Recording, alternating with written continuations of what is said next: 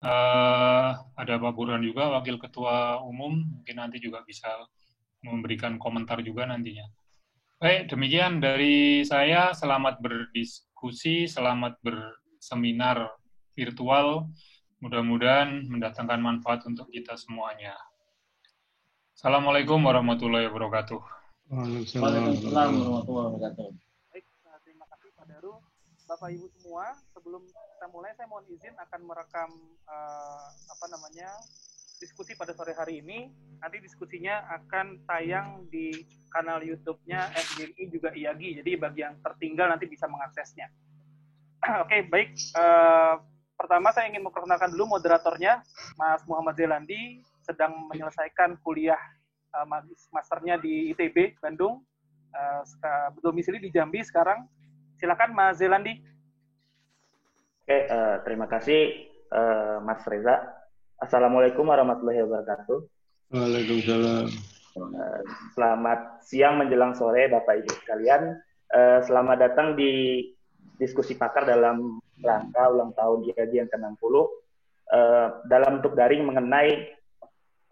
mengenal lebih dekat terowongan pertama di Indonesia, aspek geologi dan geoteknik terowongan Cisumdawu. Jadi izinkan saya, tadi sudah diperkenalkan, nama saya Muhammad Zelandi dari IAGI FGMI akan menjadi moderator pada diskusi sore hari ini.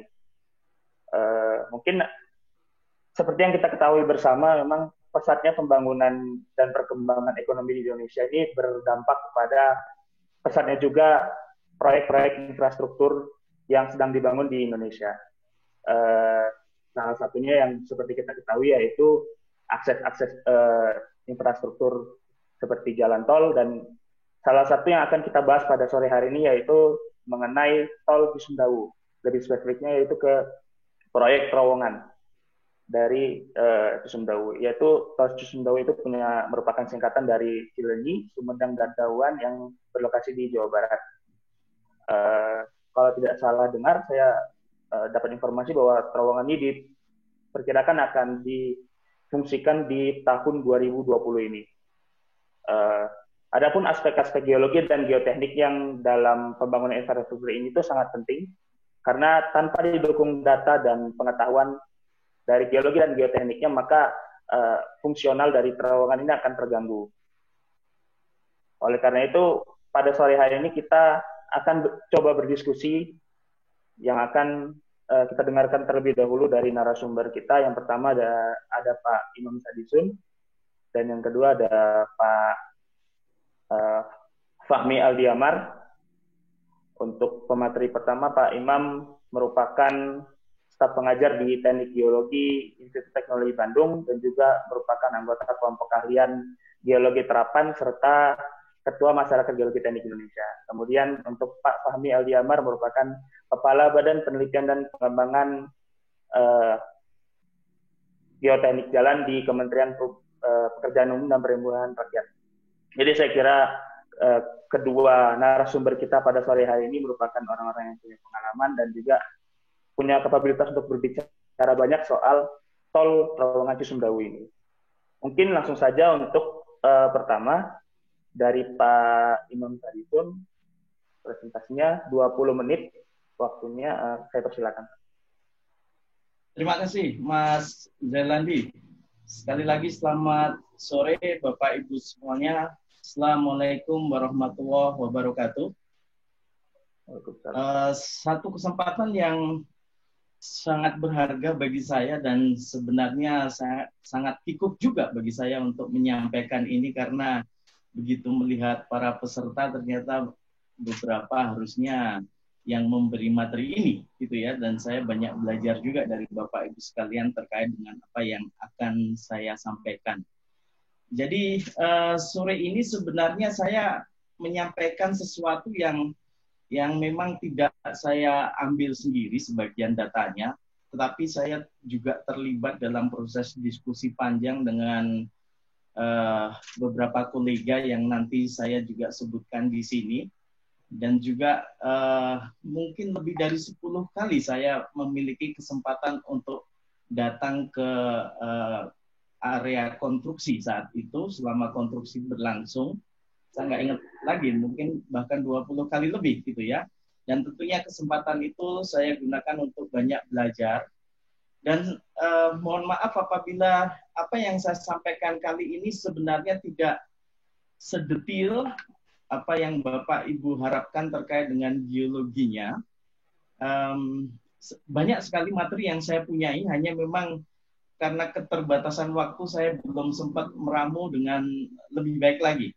Tetapi mudah-mudahan apa yang saya sampaikan bisa memberikan gambaran lebih terhadap apa yang ada di sana, terutama dari aspek geologi. Nanti Pak Fahmi yang kedua dari aspek geoteknik, terutama geoteknik terowongan. Baik Bapak Ibu sekalian, waktu 20 menit saya coba selesaikan presentasi saya, mudah-mudahan ya. Nah, apa yang akan saya sampaikan di sini saya bagi menjadi 4 hal. Dan tadi Bapak Ibu sekalian melihat foto saya di depan terowongan Cisumdawu, terutama sisi Sumedang, karena memang terowongan Cisumdawu ini dibuat dari sisi Sumedang, dan ada 2 terowongan berpasangan, ya. Nanti akan kita lihat secara lebih seksama.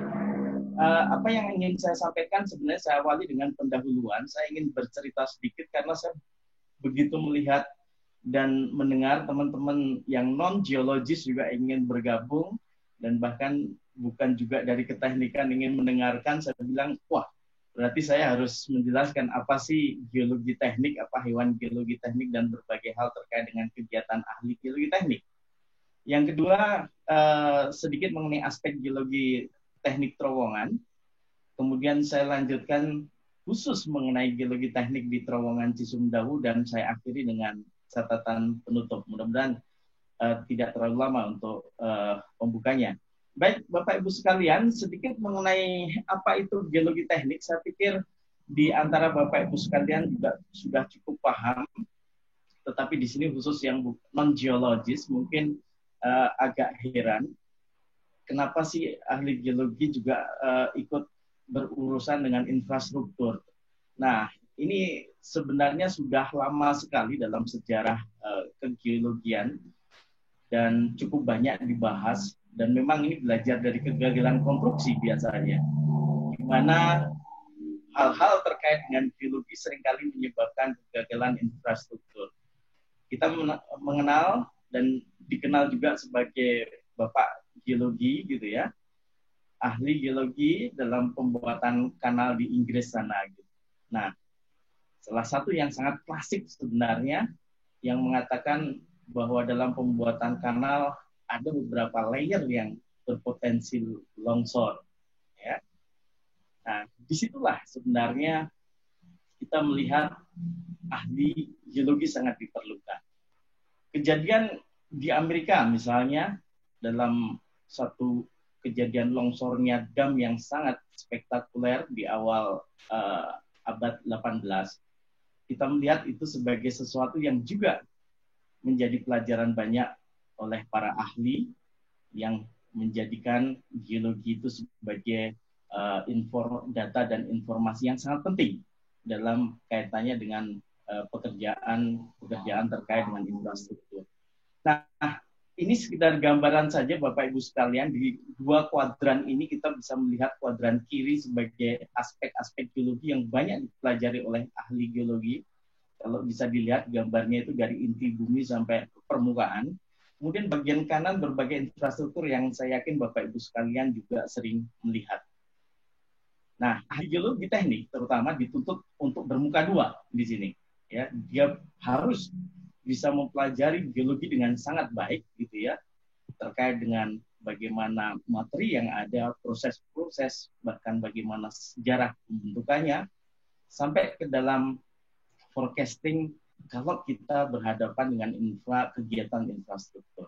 Itu yang penting. Dan ini semua sebenarnya sudah didefinisikan oleh Asosiasi Ahli Geologi Teknik Dunia, di mana diharapkan para ahli geologi teknik sangat berperan dalam kegiatan dengan kegiatan-kegiatan infrastruktur. Yang ingin saya garis bawahi di sini adalah kata solusi di sini. Bagi ahli geologi yang memang berkecimpung dalam geologi teknik, sebenarnya Bapak Ibu sekalian ingin memberikan solusi, karena saya khawatir kadang-kadang ada pemahaman non-geologis yang mengatakan ahli geologi lebih banyak nakut-nakuti gitu ya. Ada sesar misalnya, jangan dibangun apa-apa di sana gitu kan, mengkhawatirkan dan sebagainya. Nah, bukan seperti itu, sehingga ahli geologi teknik harusnya bisa menjawab kendala-kendala yang ada. Ini hanya mengilustrasikan betapa pentingnya ahli geologi, karena memang peranan ahli geologi ini, apalagi dikaitkan dengan underground infrastructure, gitu ya, atau subsurface infrastructure, kita banyak berhadapan dengan masalah tanah dan batuan dan berbagai dinamika yang ada di bawah permukaan. Sesuatu yang sangat sulit sebenarnya bicara bawah permukaan, Bapak Ibu sekalian. Saya pikir ranahnya juga di geoteknik kita sama, tidak dapat melihat secara langsung apa yang akan kita benar-benar gunakan dalam kegiatan konstruksi. Di sini dikatakan, saya meminjam kalimat yang ditulis dengan baik oleh Hooks dan Palmery dalam satu papernya, khusus untuk proyek-proyek infrastruktur yang besar gitu ya, dikatakan bahwa kondisi geologi teknik dan berbagai masalah yang terkait dengan kondisi geologi maksud saya, dan berbagai masalah yang terkait dengan geoteknik itu sangat memberikan kontribusi yang besar terhadap cost dan jadwal untuk suatu kegiatan infrastruktur yang besar. Dan di sini masalahnya seringkali ini semua tidak disadari dengan baik, dan solusi yang ditawarkan oleh Hook dan Palmery adalah bagaimana sebaiknya dalam suatu proyek infrastruktur itu kondisi geologi didefinisikan dengan secepat mungkin, seawal mungkin, dan seakurat mungkin. Nah, ini yang sebenarnya saya ingin garis bawahi, dua hal ini yang seringkali tidak dipatuhi dalam berbagai kegiatan infrastruktur. Artinya, seawal mungkin, kadang-kadang telat. Saya melihat berbagai infrastruktur, kalau sudah ada masalah baru memanggil geologis. Konon para ahli geologi bilang seperti itu. Jadi nggak ada as early as possible di situ. Kemudian juga kadang-kadang tidak seakurat yang diharapkan. Karena dalam konteks detail design, saya pikir informasi geologi yang dibutuhkan juga harus akurat. Sehingga kadang-kadang yang saya sedih gitu ya, non-geologis menganggap hanya menggunakan peta geologi yang diterbitkan oleh Badan Geologi dengan skala besar itu sudah cukup. Sehingga as possible itu juga tidak terpenuhi. Nah, ini yang sebenarnya Bapak Ibu sekalian cukup menyedihkan. Saya tidak ingin mengulas lebih panjang lebar lagi mengenai hal ini. Mohon direnungkan saja. Ini suatu hal yang menarik dan sering kali saya ungkapkan dalam berbagai kesempatan. Nah, satu hal yang menjadi dasar untuk melakukan itu adalah kita terlibat dalam kegiatan investigasi lapangan. Nah, saya tidak akan mengulas secara detail apa itu investigasi lapangan dan sebagainya. Yang pasti ini menjadi suatu kegiatan yang sangat penting bagi ahli geologi untuk mendefinisikan kondisi geologi sebaik dan seakurat mungkin sesuai dengan tahapan-tahapan pekerjaan dalam infrastruktur yang dilaluinya. Jadi itu yang penting Bapak Ibu sekalian sebagai pembuka, dan khusus mengenai terowongan saya izin melanjutkan ke bagian yang kedua, yaitu aspek geologi teknik terkait dengan terowongan. Saya mulai dengan satu gambar yang sederhana sebenarnya. Apa sih sebenarnya hal-hal terkait geologi yang memang harus dipertimbangkan dalam suatu kegiatan konstruksi terowongan. Nah, gambar di bawah itu semua saya pikir bisa menggait Bapak Ibu sekalian untuk berpikir kencang gitu ya. Apa sih ada lapisan-lapisan yang berbeda, terus kita membuat terowongan. Tentunya ada hal yang ingin saya sampaikan di situ. Pasti ada sesuatu yang akan mempengaruhi, misalnya terkait dengan stabilitas terowongan, atau misalnya terkait dengan potensi-potensi keruntuhan dan sebagainya, termasuk metode penerowongan. Hal yang sangat detail sebaiknya juga disampaikan oleh Hooks and Palmery. Saya banyak mengambil dan berguru dengan Hooks terkait hal ini, yang menyampaikan bagaimana stage of tunneling project development di situ. Banyak sekali hal yang saya beri warna merah di situ terkait dengan geologi yang harus didefinisikan sesuai dengan tahap dari proyek yang akan dilaksanakan. Saya tidak akan membahas detail, paling tidak saya ingin meng-highlight bahwa wah, geologi itu banyak sekali peranannya, seperti yang dikemukakan dalam tabulasi ini. Misalnya dalam feasibility study, Bapak Ibu sekalian bisa melihat bagaimana salah satunya rock mass karakteristik juga sudah didefinisikan dengan baik. Nah, masuk ke dalam basic design maupun saya lanjutkan langsung ke detail design di sini, ya. Bagaimana informasi geologi semakin lama juga tentunya semakin detail diharapkan bisa menjawab kebutuhan dalam detail design itu, terutama nanti terkait dengan bagaimana perkuatan terowongan harus dirancang dengan baik, termasuk metode penerowongan yang ada. Itu semua Bapak Ibu sekalian sangat terkait dengan definisi massa batuan maupun material yang kita jumpai di lapangan, bisa batu, bisa tanah, atau bisa bahkan mix antara material batuan dan tanah. Dalam kegiatan konstruksi pun, nah ini yang sangat perlu saya garis bawahi, bagaimana peranan ahli geologi, terutama dalam pekerjaan konstruksi terowongan itu sangat penting.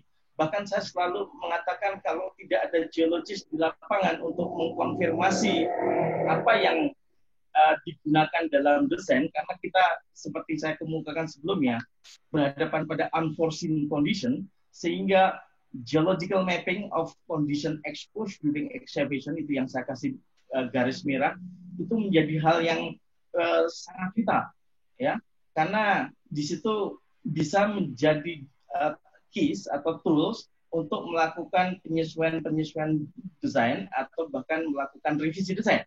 Ya, selain hanya adjust desain yang ada. Ya, ini dikenal dalam berbagai tulisan sebagai design as you go approach.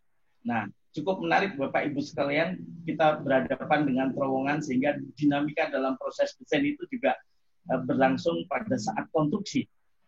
Jadi ya, satu hal yang ingin juga saya perlihatkan bagaimana suatu kondisi kestabilan terowongan sangat dipengaruhi oleh berbagai hal terkait dengan massa batuan atau material yang ada di lapangan.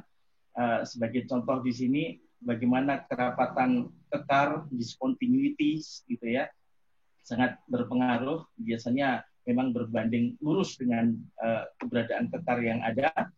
Dan sebagai salah satu tools yang sampai saat ini masih banyak digunakan di dunia, ya, dan bahkan di berbagai tempat, beberapa negara juga mendefinisikan sendiri bahkan, yaitu yang kita kenal dengan rock mass classification.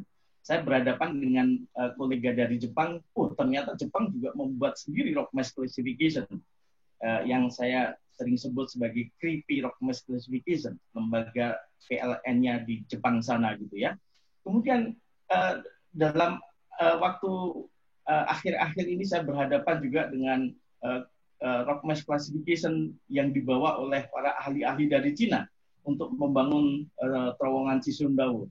Itu membuat kebingungan juga bagi saya untuk memahami, wah ternyata negara-negara bikin sendiri-sendiri rock mass classification, walaupun kita memiliki rock mass classification yang sudah cukup terkenal dan sudah established di dunia dan banyak diaplikasikan di dunia. Saya tidak ingin membahas detailnya, dan memang salah satu yang mengemukakan itu dan di bidang itu adalah Beniaski, dan ini beberapa detail dari fungsi rock mass classification. Salah satu yang penting adalah ini adalah bahasa komunikasi untuk para atau seluruh ahli di bidang keteknikan yang berkaitan dengan batuan.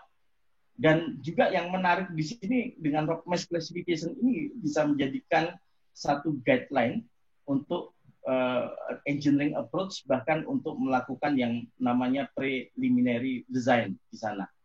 Nah, Bapak Ibu sekalian, saya detailnya maaf tidak bisa menguraikan di sini karena waktu juga. Saya langsung bypass saja. Misalnya saya menggunakan rock mass rating di sini yang dikembangkan oleh Beniaski untuk bagaimana menggait kita melakukan ekskavasi. Kemudian Beniaski dalam rock mass ratingnya juga sudah membuat kita memilih bagaimana metode ekskavasi dari full face excavation untuk terowongan sampai kita menggunakan top heading and bench misalnya di situ, dan berbagai support system yang ada. cukup menarik Bapak Ibu sekalian, dan ini sudah banyak diuji di dunia dan menjadi satu metode yang masih digunakan, sangat banyak digunakan hingga saat ini dengan metode empiris yang ada. Dan tidak kalah penting yang berkembang di Eropa yang dikembangkan oleh Barton dan koleganya sebenarnya, yaitu Q-System. Dan ini juga banyak digunakan, dan bahkan kedua rock mass classification itu digunakan untuk mengenerate berbagai parameter yang ada. Namun demikian, untuk yang terakhir sebenarnya yang tidak saya munculkan di sini, misalnya kita mengenal Geological Strength Index, GSI, yang dikembangkan oleh Hawkes gitu ya, dan terus dikembangkan oleh Hawkes dan Marinos, dan terus dikembangkan oleh berbagai ahli rocks mekanik dan rocks engineering dunia. Ini sangat memudahkan kita bagaimana kita menggunakan metode rock mass classification, metode empiris yang sampai saat ini masih cukup powerful. Bapak Ibu sekalian, tentunya metode ini tidak menggantikan metode-metode analitik lainnya, tetapi metode ini harusnya digunakan bersamaan dan bisa dilanjutkan sebagai dasar untuk metode berikutnya secara analitik, baik analitik secara konvensional maupun analitik melalui metode-metode numerik yang sangat advance sekali. Sehingga bagaimana kita mengevaluasi suatu kegiatan perencanaan terowongan bisa menjadi baik, dan ditambah lagi dengan metode observasi yang khas ya dalam suatu kegiatan penerowongan. Baik, Bapak Ibu sekalian, itu bagian yang kedua terkait dengan pentingnya aspek geologi dalam terowongan. Nah, ini hanya contoh-contoh saja bagaimana masalah-masalah geologi bisa menimbulkan berbagai kendala dalam proses pembuatan terowongan, baik terkait dengan masalah litologi atau jenis batuannya yang juga memiliki kekhasan dan perilaku-perilaku yang tidak menguntungkan, saya sebut sebagai unfavorable behavior. Kemudian juga discontinuity. Nah, ini yang memang banyak dipelajari ya, atau dalam bahasa lain yang sering kita kenal sebagai join dengan makna non genetik gitu ya. Nah, ini sangat terkait dengan stabilitas terowongan, bicara mengenai discontinuity, dan berbagai metode untuk eksplorasi maupun investigasi lapangan terkait discontinuity itu banyak dilakukan. Yang ketiga itu terkait dengan in situ stress condition. Nah, ini yang menarik. Kadang-kadang anomali horizontal stress di beberapa tempat bisa terjadi, sehingga harus diwaspadai terkait dengan pekerjaan-pekerjaan terowongan. Saya tidak akan membahas detailnya, yang jelas di sini ada masalah misalnya ada tunnel closure, intinya bagaimana terowongan itu mengecil gitu ya, atau dimensinya menjadi lebih kecil karena berbagai masalah di atas. Kemudian ada masalah failure, baik roof wall maupun dari dinding gitu ya, yang jatuh ke arah galian terowongan. Ada lagi juga istilah rock burst gitu ya, karena in situ stress biasanya yang kita tidak analisis dengan baik gitu ya. Bapak Ibu sekalian, itu semua menjadi kendala seringkali dalam kegiatan terowongan, dan tentunya kita bisa menganalisis dengan lebih baik. Saya percepat saja bagian ini, dan satu hal yang juga sering dihadapi adalah bagaimana kalau kita berhadapan dengan sesar. Nah, ini Bapak Ibu sekalian, maaf, ternyata ada slide yang masih sangat kecil yang saya tampilkan di sini. Intinya sebenarnya bagaimana kita berhadapan dengan sesar dan area-area yang tidak menguntungkan dari sisi geologi. Misalnya ini dikatakan bagaimana kita menggunakan forefalling atau spire ya, dengan beberapa nailing, dan juga ada temporary invert yang bahkan kadang-kadang dipasang cukup rapat dalam proses pekerjaan konstruksi yang dilakukannya. Intinya kita bisa menghadapi deformasi sekecil mungkin oleh keberadaan sesar-sesar yang ada. Nah, hal yang menarik, nah di sini ada Pak Lambok tentunya, ya kita harus memperhatikan air tanah, dan dalam terowongan yang perlu diamati dan paling banyak dianalisis yaitu bagaimana kita harus mengestimasi adanya groundwater inflow. Seberapa besar prediksi air tanah yang akan keluar sebelum terowongan itu diekskavasi. Nah, itu Bapak Ibu sekalian, sehingga dalam satu perencanaan mudah-mudahan semua itu sudah terjawab.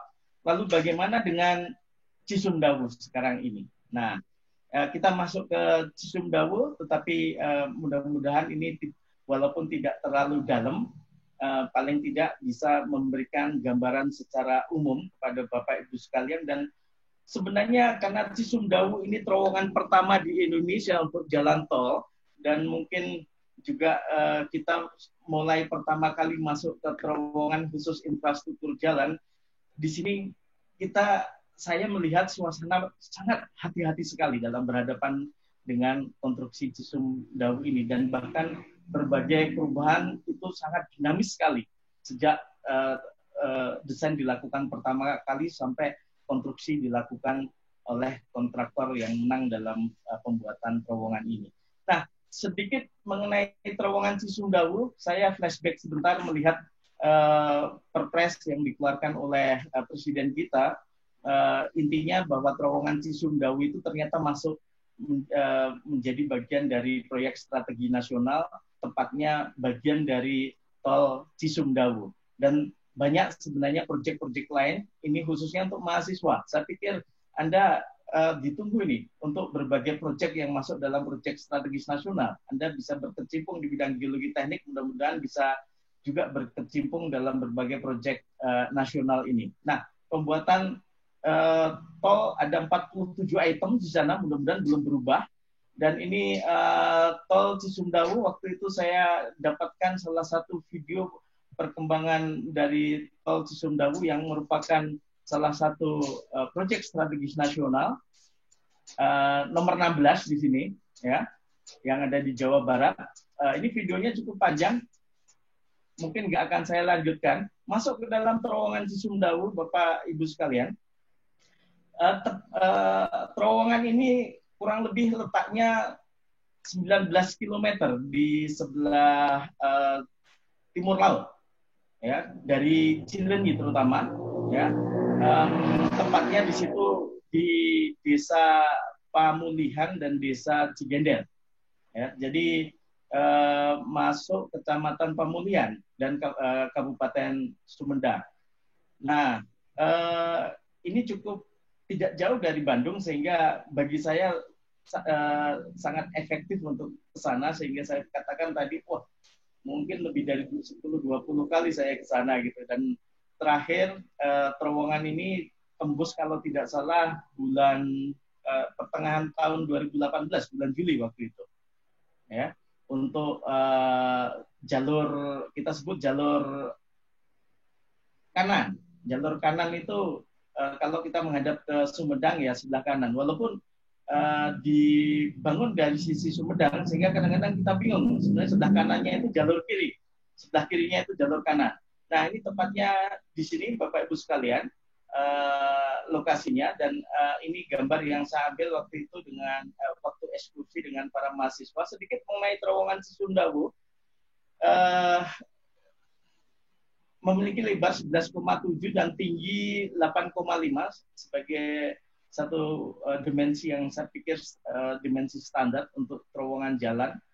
Dan kalau kita melihat lebih detail lagi, ada beberapa informasi di sini, Bapak Ibu sekalian, nggak akan saya bacakan satu persatu. Yang jelas ada 2 terowongan di situ, dan kemiringannya tertulis 3,91%. Dan ini yang menarik. Sebagian pertama di portal, zona portal dibuat dengan cut and cover, dan sebagian besar terowongan dilakukan atau dibuat dengan metode konstruksi NaTM, dengan khusus metode penggalian yang ditawarkan oleh kontraktor terakhir sebagai 3 band 7 step di sini. Ini menarik karena ini sebenarnya tidak muncul di awal desain oleh kontraktor terakhir yang memenangkan, itu mengajukan metode ini untuk pelaksanaannya, sehingga harus melakukan banyak diskusi dan memastikan apakah metode itu lebih baik dari metode yang tertulis dalam desain-desain sebelumnya. Baik, Bapak Ibu sekalian, ini beberapa foto pada saat saya ke lapangan, perlu saya sampaikan juga di sini, dan penghargaan yang sangat baik. Kolega-kolega yang menemani saya diskusi di lapangan, ini sebenarnya pertama kali, sama sekali belum ada apa-apa di sana. Ada Pak Budi Sulistyo juga di situ, Pak Paulus Kurnia. Ini yang belajar terowongan di Inggris pun, Pak Hendarto masih ikut gitu ya. Dan ada beberapa kegiatan MGTI juga ke sana waktu itu, ekskursi dan juga kegiatan mahasiswa yang mengambil mata kuliah geologi teknik. Ya, sempat saya ajak ke sana dan teman-teman dari Komite Keselamatan Jembatan dan Terowongan Jalan PUPR yang juga seringkali ke sana bersama-sama. Nah, ini foto khusus dengan Kasatker sekarang, Pak Yus. Saya tahu Pak Yus hadir juga atau tidak, mohon izin untuk bisa sharing beberapa datanya, dan salah satu ahli dari Taiwan, kalau nggak salah, saya lupa namanya, yang seringkali mendampingi pada saat di lapangan. Baik Bapak Ibu sekalian, ini kondisi geologi teknik di terowongan Cisumdawu. Saya sebut area itu sebagai perbukitan vulkanik dimensional bergelombang landai sampai terjal.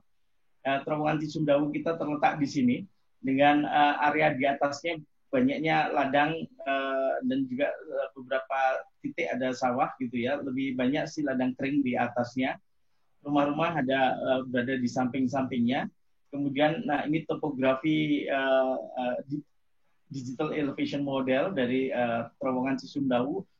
Ini sebenarnya ada data-data yang lama yang belum saya koreksi.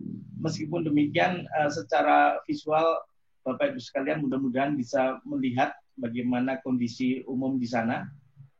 Nah, masuk ke dalam kondisi geologi, kurang lebih terletak di sini Bapak Ibu sekalian. Jadi kalau kita melihat dari peta geologi regional Lembar Bandung, nah terowongan ini akan berada pada hasil gunung api muda tak teruraikan, produk dari Tatu Branpau dan Gunung Tampomas, ya, yang terdiri dari berbagai material-material piroklastik yang ada di dalamnya.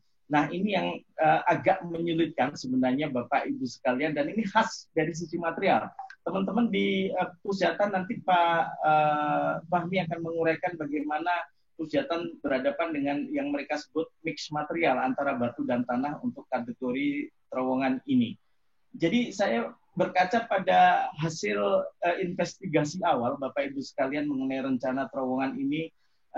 Sorry, ini agak kecil, mudah-mudahan saya bisa perbesar ya. Oke, jadi ada lempung, lano sedikit, apa ini? Ya, lunak di situ dan seterusnya. Ya, kondisi yang sebenarnya dari sisi deskripsi saya melihat, waduh, agak bahaya juga ini. Kebanyakan tanah, walaupun di sana juga disebutkan ada tuf, ya, dan ada bongkah-bongkah batuan tuku. Nah, yang menarik di situ.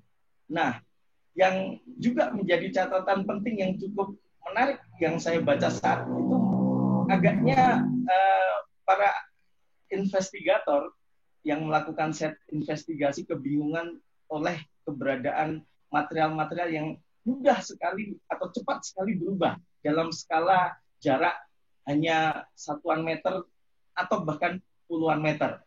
Nah, ini satu hal bagi ahli-ahli geologi mestinya sudah biasa, di mana kita berhadapan dengan produk vulkanik, apalagi dari dua sumber yang berbeda. Apakah memang ini di area yang bisa menjadi boundary antara produk Tampomas dan produk Manglayang misalnya, atau Tangkuban Perahu bahkan. Nah, ini menarik sehingga perubahan kondisi batuan atau jenis batuan dalam skala atau dalam jarak yang tidak terlalu jauh ini seringkali menjadi kendala dalam proses pembuatan terowongan. Nah, itu diuraikan juga di sini pada saat desain awal, dan saya berkesempatan berdiskusi banyak dengan Mr. Jason waktu itu dari Korea, di mana dia yang memang melakukan review terhadap desain awal, dan saya mengambil beberapa poin yang dia kemukakan di sini terkait dengan materialnya, termasuk material utama produk piroklastik yang ada. Yang menarik adalah perubahan-perubahan yang sangat cepat dan seringkali ditemukan big layers di dalam material-material yang relatif strong layers gitu ya, atau stiff layers gitu.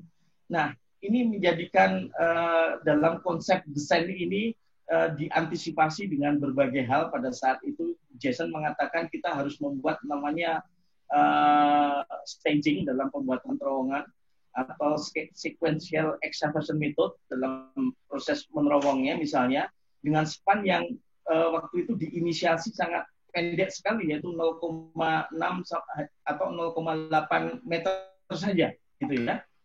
Walaupun dalam prakteknya boleh saya kemukakan, kita juga dalam catatan saya melihat pernah juga spannya itu 1,2 gitu ya.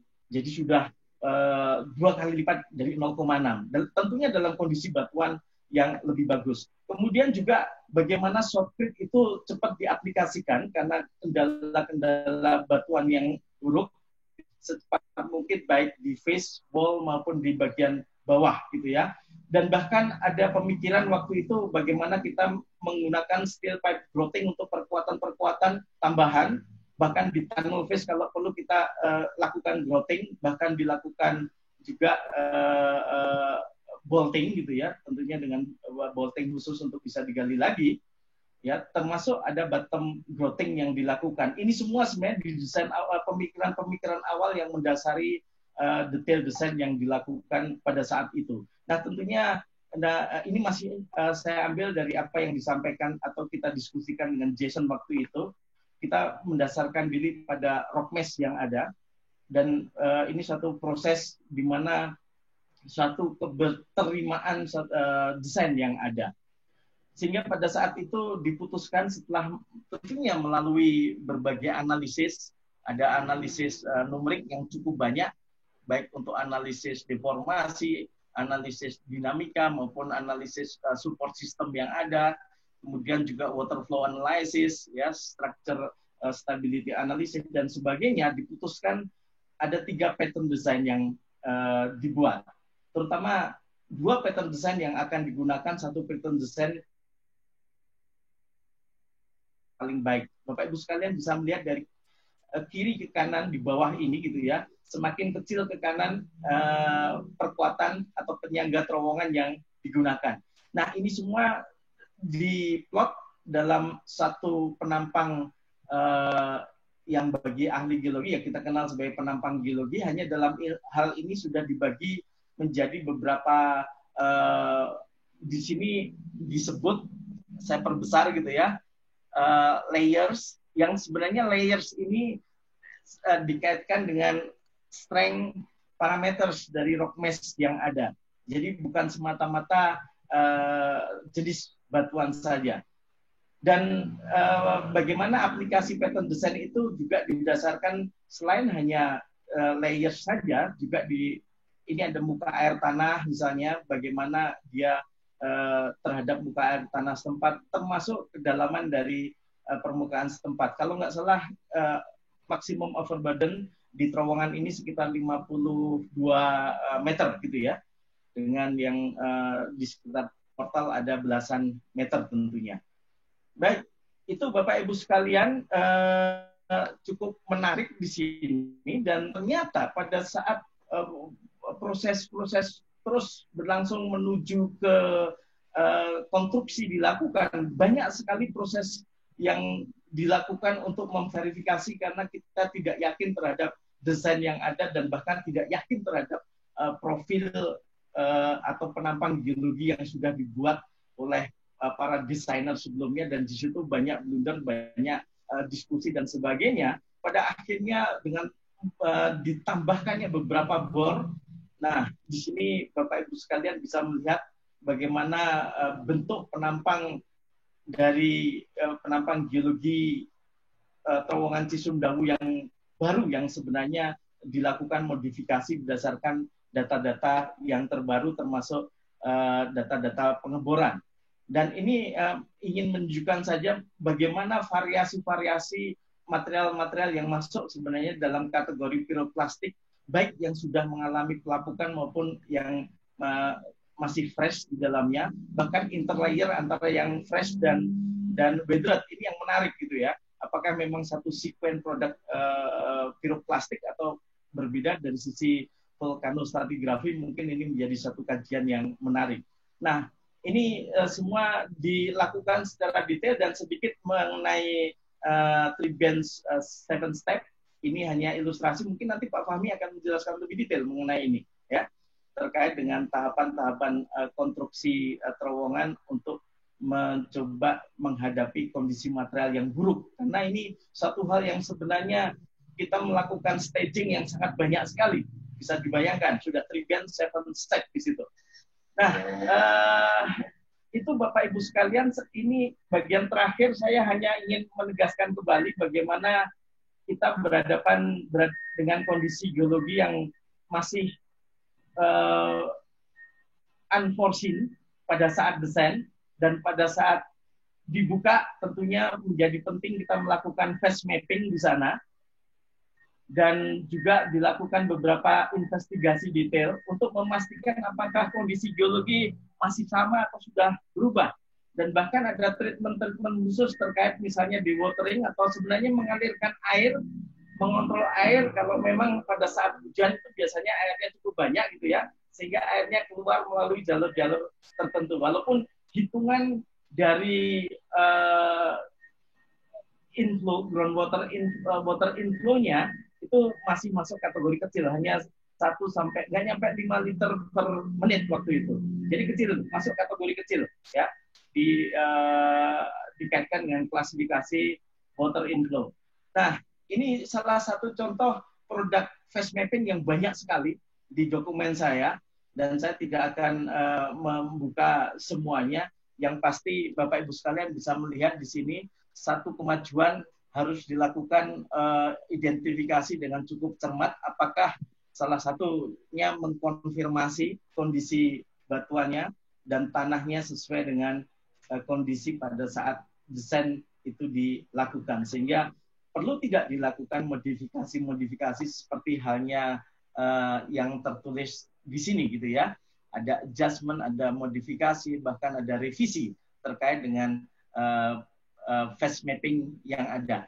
Jadi memang ini satu metode yang sangat dinamis sekali dalam konteks terowongan, Bapak Ibu sekalian. Bagi saya geologis masih sangat diperlukan pada saat konstruksi, dan yang melakukan phase mapping dengan baik tentunya ahli geologi gitu ya, karena kecermatan dalam identifikasi outcrops yang baru terbuka di tunnel face.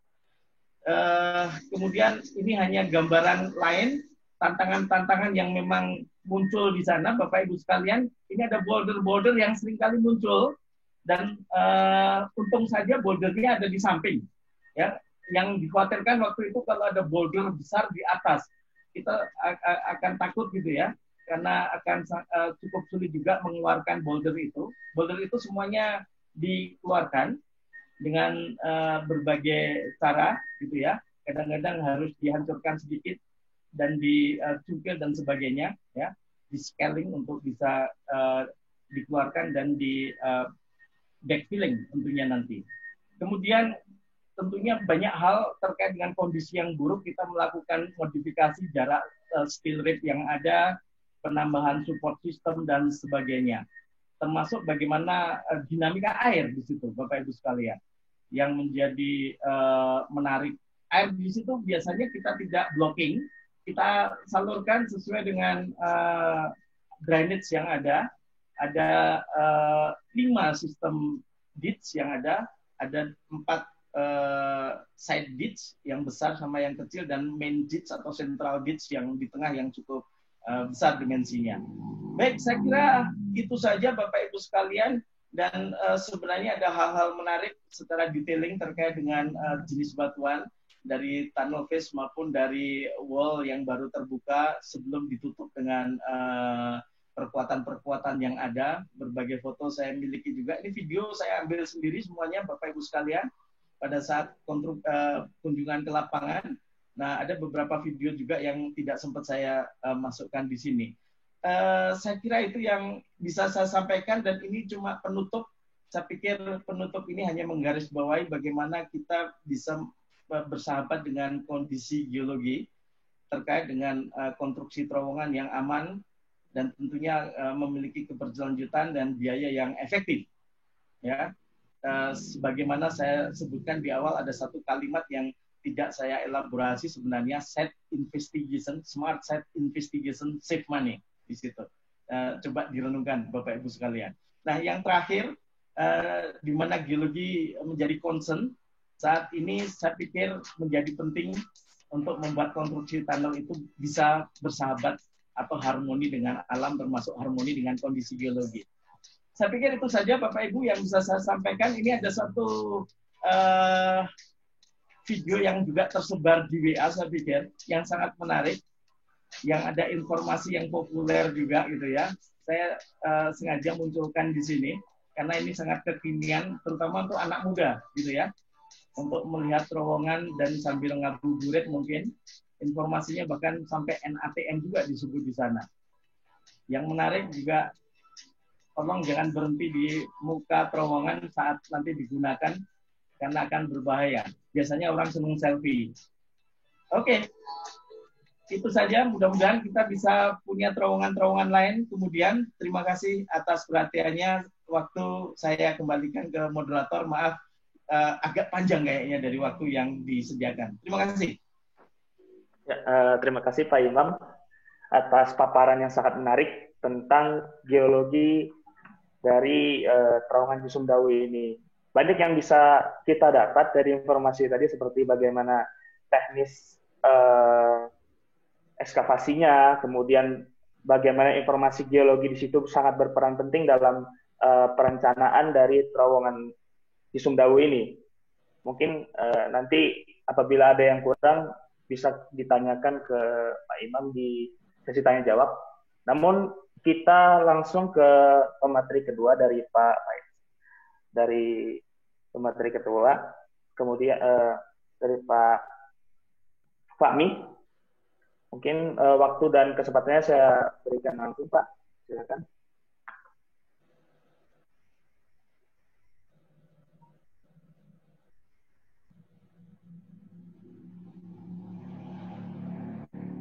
Baik, terima kasih moderator. Selamat sore. Assalamualaikum warahmatullahi wabarakatuh. Salam sejahtera untuk kita semua. Perkenalkan, nama saya Fahmi Aldiamar. Saya dari Balai Geoteknik Jalan, Puslitbang Jalan dan Jembatan. Pada kesempatan ini saya akan coba memberikan suatu gambaran. Ada 6 poin yang mungkin nanti akan saya coba sampaikan. Yang pertama adalah terkait dengan peta Jalan Bebas Hambatan Cisumdawu. Yang kedua adalah terkait dengan standar rujukan dan kategori tanah atau batuan. Yang ketiga adalah spesifik kategori tanah dan batuan di Cisumdawu. Yang keempat adalah metode penggalian dan perkuatan terowongan. Yang kelima adalah terkait dengan waterproofing dan pembuatan dinding. Dan yang terakhir adalah terkait dengan total terowongan Cisumdawu. Mungkin tadi sekilas sudah disampaikan oleh Pak Imam. Jadi posisi terowongan kita di Cisumdawu kurang lebih ada di posisi ini, yang ada di lingkaran merah. Jadi posisinya secara spesifik ada di STA 12628 sampai dengan STA 13100.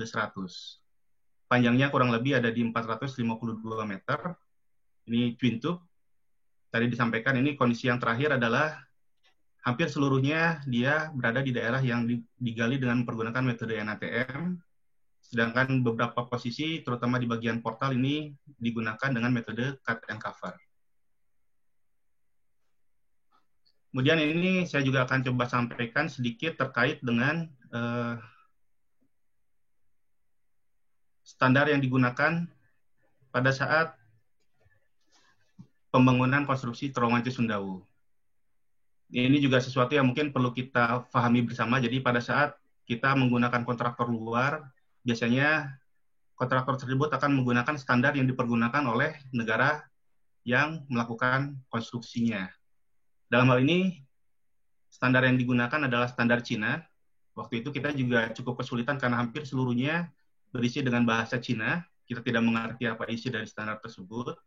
Sehingga kita meminta mereka melakukan review standar mana yang bisa digunakan sebagai standar pembanding yang isinya sama dengan standar Cina. Nah, mereka melakukan review dan ujung-ujungnya mereka merujuk pada satu standar. Ini adalah standar yang dikeluarkan oleh JSCE atau Japan Society of Civil Engineer. Spesifik, ini dikeluarkan di tahun 2006 untuk terowongan di pegunungan. Ini sekilas juga saya sampaikan bahwa sebetulnya kita juga sudah memiliki standar. Standar ini adalah standar yang disusun waktu itu antara kami dari Puslitbang Jalan dan Jembatan dengan Himpunan Ahli Teknik Tanah Indonesia atau HATI.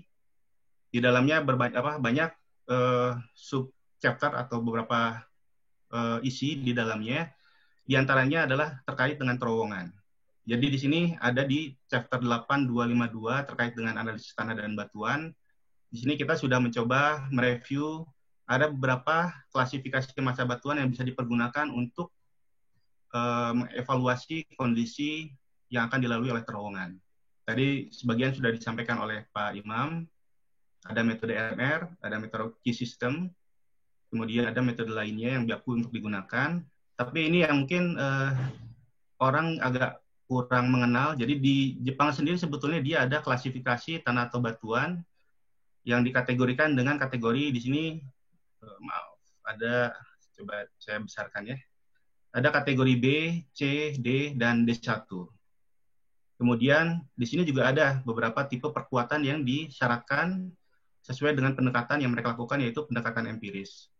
Kurang lebih skematis dan juga polanya mirip dengan RMR.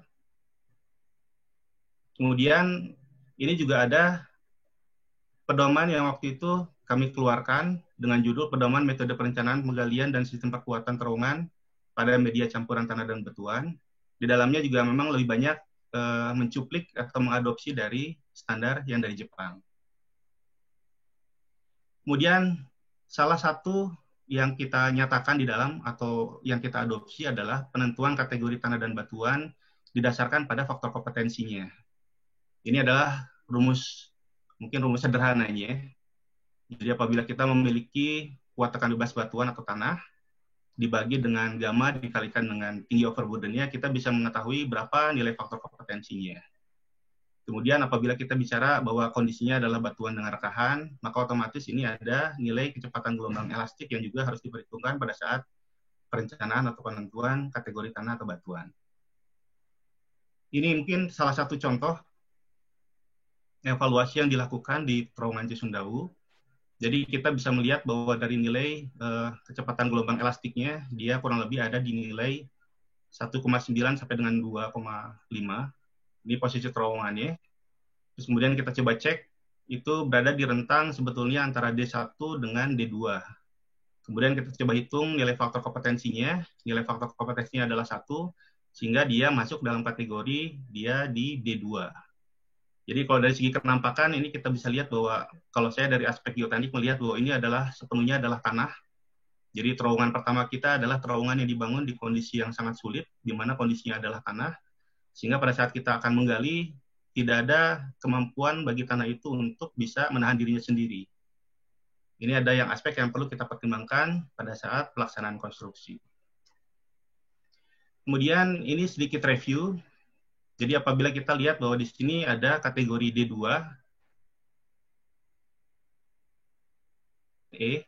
jadi pada saat perencanaan, konsultan waktu itu dia mendesain dengan mempergunakan konsep D2 di tabel yang paling bawah ini. Jadi mempergunakan 2 bench, sedangkan pada saat pelaksanaan, kontraktor mengusulkan adanya perubahan dari kondisi yang ini menjadi definisinya ke D2 dan E ini yang ada di bawah, di mana bench-nya dibagi menjadi 3. Jadi kalau kita melihat memang dari segi keamanan pada saat penggalian, metode yang di bawah akan lebih aman dibandingkan dengan metode yang di atas. Dikarenakan semakin besar kita menggali terowongan, semakin besar ruang yang terbuka, otomatis akan semakin besar gaya yang bekerja, sehingga kemungkinan untuk runtuh akan semakin besar. Ini salah satu perbandingan dari kondisi awal yang diusulkan adalah 2 bench.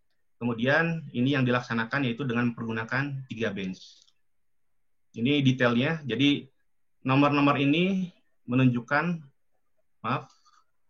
nomor-nomor ini menunjukkan tahapannya. Jadi 1 adalah yang digali terlebih dahulu. 2 yang sebelah kiri adalah yang digali yang nomor kedua. 3 itu adalah sequence ketiga yang digali. Kemudian 4 yang sebelah sini. Kelima ke sebelah sana baru posisi yang di 6, 1, 62, dan 63. Jadi kalau kita bicara di aspek geoteknik, sebetulnya ini kita fungsikan sebagai counterweight. Apabila kita menggali di bagian depan, otomatis akan ada dorongan yang akan memicu terjadinya ketidakstabilan. Sehingga fungsi daripada bench yang ada di bagian depan ini adalah untuk counterweight atau untuk menahan supaya pada saat digali, kestabilan itu tetap terjaga. Kemudian ini adalah sequence dari segi penggalian dan juga pemasangan perkuatan. Ini yang diusulkan oleh pihak pelaksana dan juga yang dilaksanakan di lapangan. Jadi pertama adalah pemasangan pipe roof. Ini dipasang terlebih dahulu. Kemudian dilakukan penggalian pada bagian muka bidang galian ini. Galian ini biasanya dia melakukan dengan spasi kurang lebih di 0,6 meter atau 60 cm. Kemudian di bagian yang digali itu langsung dipasang steel rib atau profil bajai biasanya yang ditekuk. Kemudian dia dihubungkan dari satu sisi ke sisi lainnya dan dikunci. Kemudian galian berikutnya dilakukan, dipasang lagi steel ribnya dan pengakunya sampai jarak tertentu ini diambil kurang lebih setengah dari panjang forepolling. Kemudian sebelum dia melakukan penggalian, dia pasang lagi forepolling dan dilakukan perkuatan, baru dia melakukan tahapan penggalian berikutnya. Apabila dia sudah dalam satu sequence, dalam artian sudah dengan panjang tertentu, di sini di kurang lebih 10 meter, baru dia beralih ke tahap ke bench kedua. Di sini dia gali ke bagian bawah, dan langsung dihubungkan antara steel rib bagian atas dengan steel rib yang bagian bawahnya. Ini mungkin ilustrasi apabila kita bicara di penggalian terowongan. Jadi apabila kita terbiasa dengan uji triaksial, ini konsepnya kurang lebih sama. Pola keruntuhannya adalah pola keruntuhan geser, di mana apabila kita bicara di sini adalah ada tegangan 1, ini adalah ada confining pressure-nya, ada tegangan 3. Pada saat kita bicara ada penggalian, maka otomatis tegangan 3 di sini akan hilang atau berkurang. Sehingga yang dulunya dia ada yang menahan, tiba-tiba dia hilang, ini yang bisa mengakibatkan terjadinya keruntuhan atau di sini polanya mendekati ke keruntuhan geser. Mungkin ini sebagai ilustrasi di model numerik.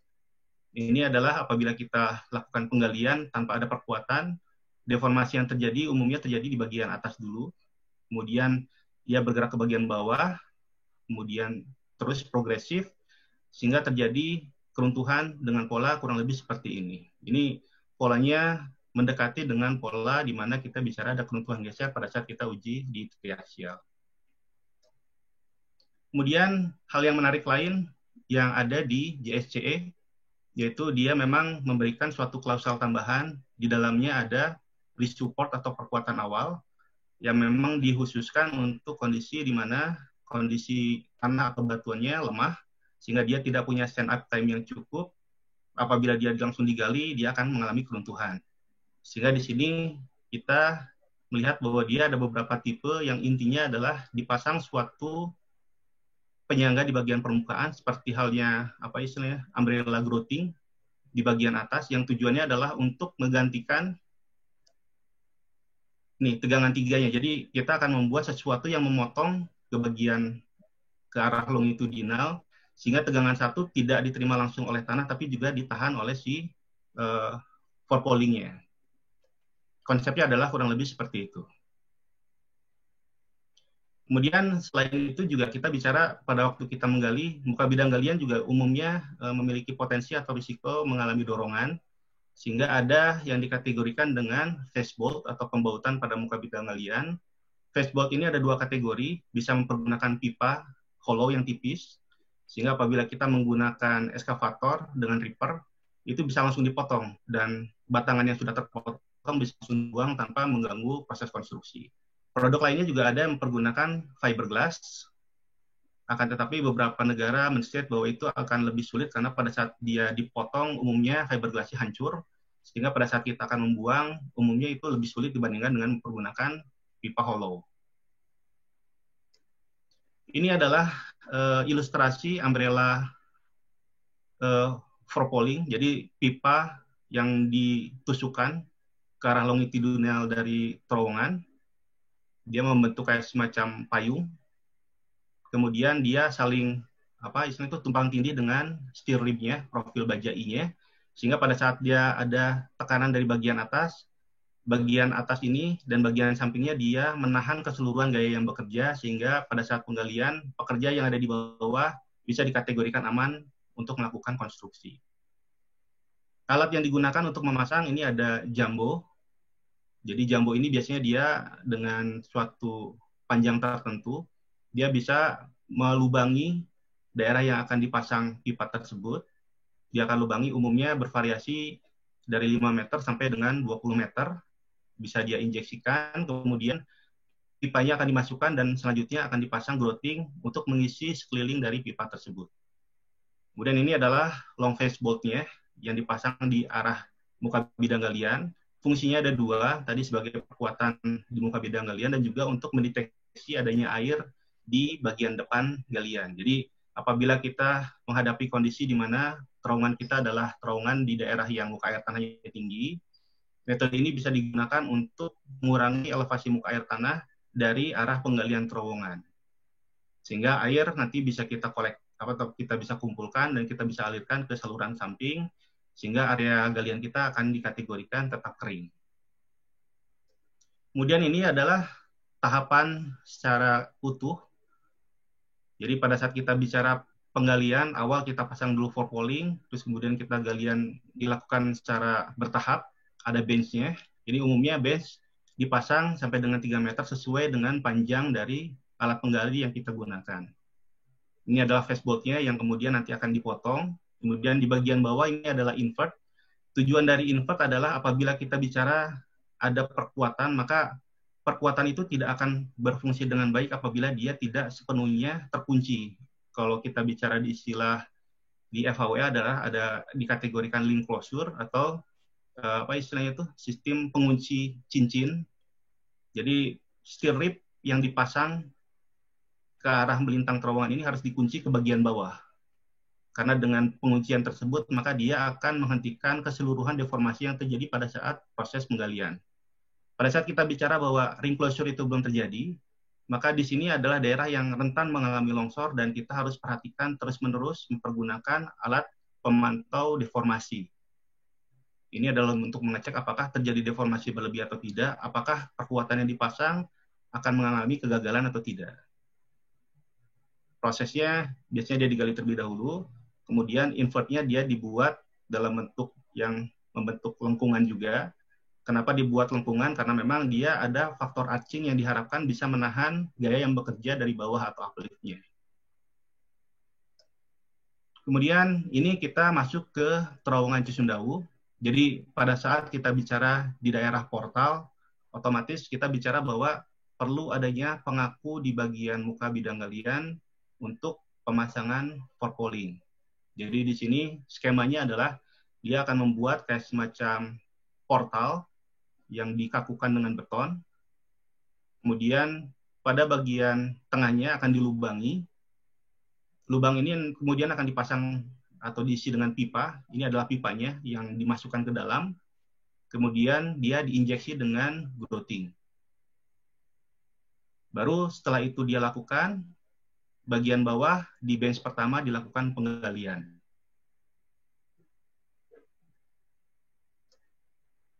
Kemudian ini adalah pipa forepolling yang digunakan di Cisumdawu. Jadi polanya kurang lebih seperti ini.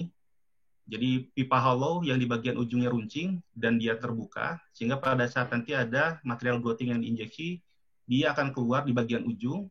Selain itu juga di bagian badannya atau badan pipanya, dia ada lubang-lubang seperti ini, perforated pipe kategorinya, jadi ada pipa yang berlubang, yang tujuannya tadi pada saat di bagian ujungnya sudah terisi penuh, maka material grout itu akan mengisi di bagian celah di lubang-lubang ini untuk mengisi keseluruhan si forepolling-nya. Nah, ini contohnya, jadi pipa dimasukkan, ini dimasukkannya di posisi steel rib atau profil bajai, dikarenakan tadi kita bicara bahwa apabila ini dipasangkan di bagian atas, maka si pipe grouting ini tidak memiliki kekakuan, sehingga pada waktu dia ada beban di atasnya, kemungkinan dia akan bergeser.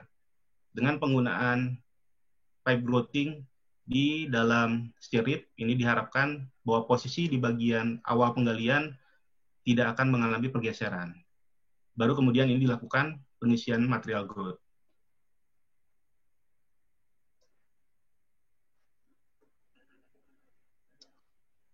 Kemudian ini juga ilustrasi di bagian dalam terowongan. Jadi karena dikategorikan ini adalah metode penggalian bertahap atau sequential excavation method, maka setiap satu tahapan penggalian maka akan dilakukan pemasangan satu segmen perkuatan.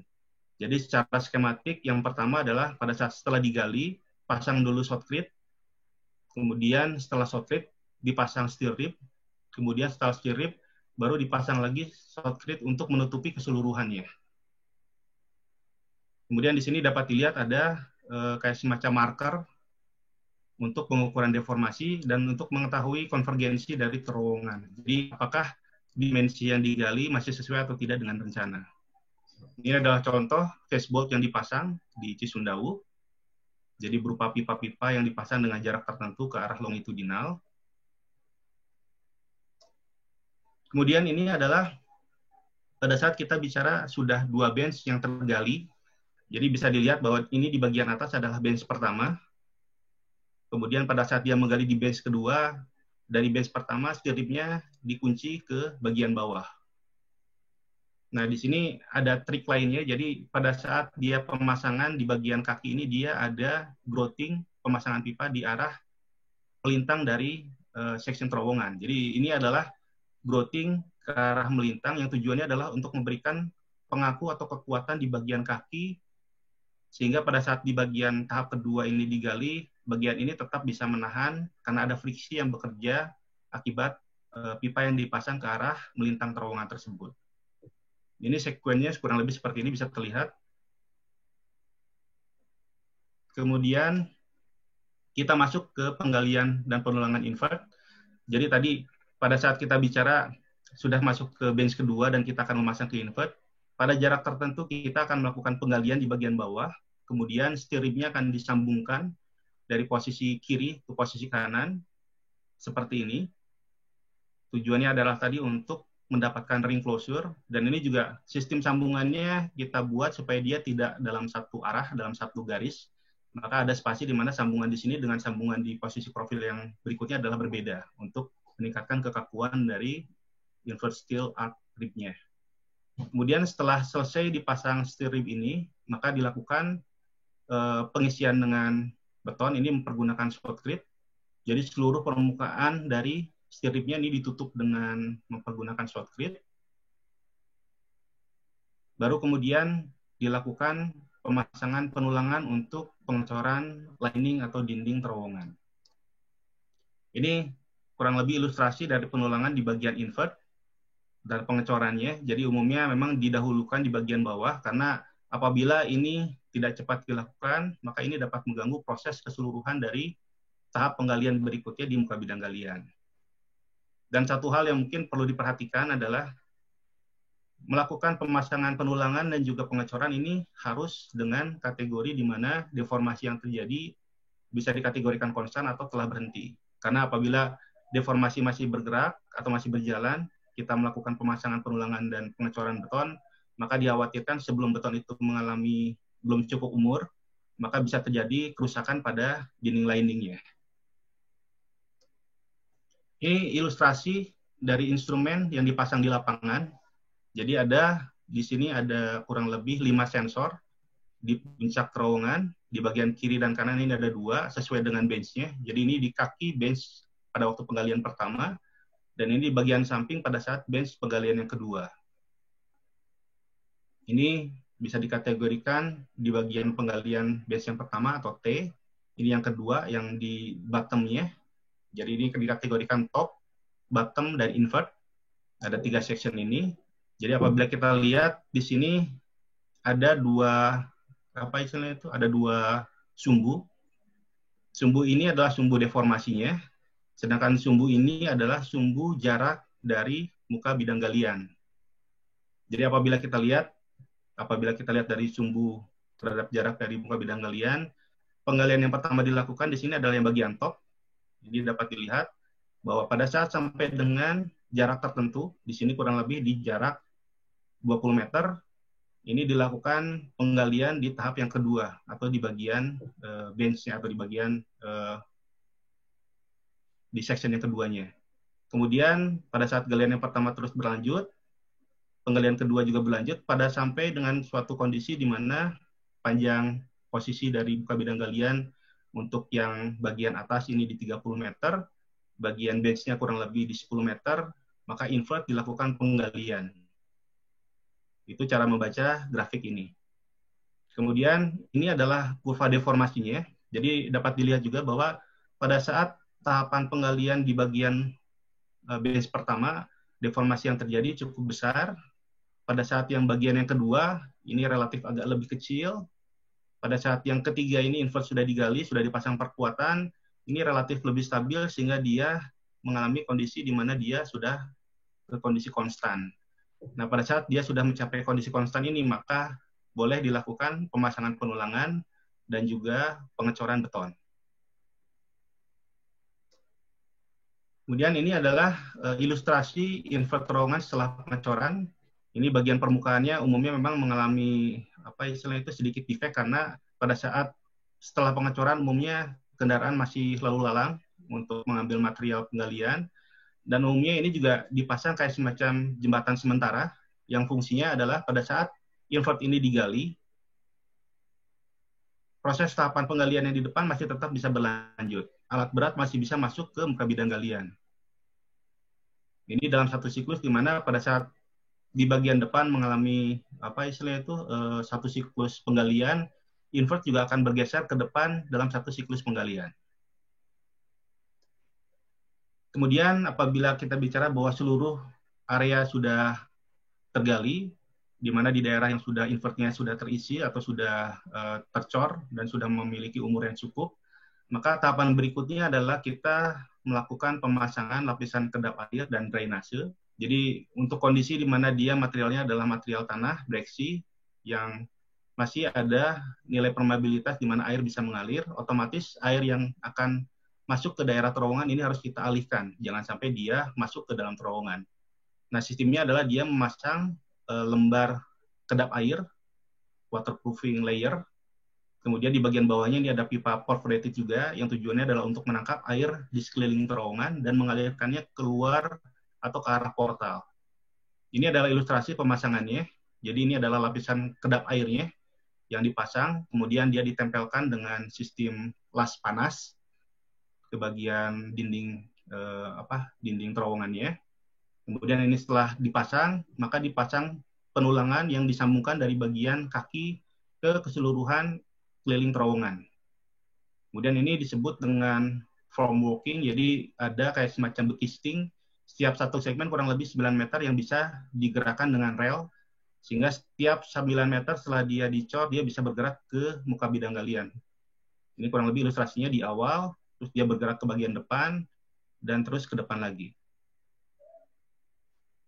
Apabila kita lihat di skematik tampak di luar atau di portal, biasanya memang framework ini kita rakit di bagian luar, kita pasang rel, masuk ke bagian dalam, sehingga pada saat nanti akan dilakukan pengecoran, ini bisa digeser melalui rel itu masuk ke dalam terowongan. Dan ini apabila dilihat, ini ada lubang-lubang untuk pengecoran. Jadi lubang pengecoran ini juga dibuat zigzag dengan tujuan agar mendapatkan homogenitas dari beton yang dicor. Kemudian yang terakhir adalah bagian portal. Ini sebetulnya ada dua hal. Yang pertama adalah terkait dengan estetika, dan yang kedua adalah terkait dengan kaidah stabilitas juga. Jadi portal umumnya adalah di daerah lereng yang memiliki kemiringan tertentu.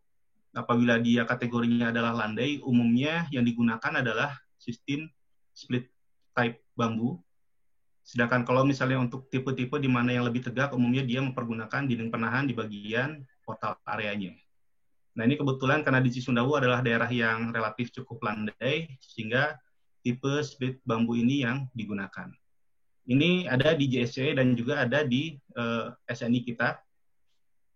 Jadi apabila nanti teman-teman ada yang ingin mencoba melihat dan mengetahui lebih detail, ini ada di SNI 8460 2017 yang tadi sudah saya tampilkan di awal. Kemudian ini slide terakhir yang akan saya sampaikan. Jadi pada saat kita bicara di daerah portal, kita juga harus bicara bahwa di situ daerah yang umumnya digali. Jadi apabila dilihat di sini, ini area galiannya cukup luas. Sehingga kekhawatirannya adalah pada saat terjadi sesuatu, misalnya curah hujan tinggi, akan terjadi keruntuhan di bagian muka lereng portalnya, dan ini dapat menutup jalan akses menuju terowongan. Nah, ini yang perlu dihindarkan dan perlu dievaluasi, sehingga pada saat proses penggalian ini selesai, perkuatan juga harus dipasang untuk menjaga sehingga pada saat jalan tol ini beroperasi, tidak ada gangguan terhadap pengguna jalan pada saat dia akan masuk ke dalam terowongan. Nah, ini yang mungkin agak cukup unik di terowongan Cisumdawu. Jadi ini adalah jalan akses, jalan penduduk sebetulnya, yang sebelumnya sudah ada, tapi tidak dimatikan, sehingga dibuat suatu skema di mana pembuatan jalan dan terowongan ini berada di bawah jalan existing yang sudah ada, atau jalan warga sekitarnya. Mungkin demikian yang bisa saya sampaikan. Kurang lebihnya saya mohon maaf. Terima kasih. Assalamualaikum warahmatullahi wabarakatuh. Saya kembalikan ke moderator.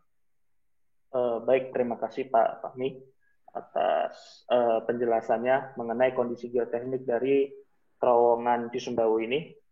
Tadi banyak dibahas juga soal bagaimana pengelolaan dan juga standarisasi. Mungkin yang saya lihat catatannya adalah dengan klasifikasi yang dipergunakan, didapatkan bahwa dia masuk di kategori kelas D2 yang ternyata mostly soil, sehingga penanganannya perlu ekstra, sehingga tidak menyebabkan gangguan dalam pelaksanaan proyek. Baik, langsung saja kita masuk ke sesi tanya jawab. Mungkin silakan raise hand jika Anda ingin bertanya. Dan saat raise hand saya akan unmute dan silakan bertanya langsung baik ke Pak Imam atau ke Pak Fahmi.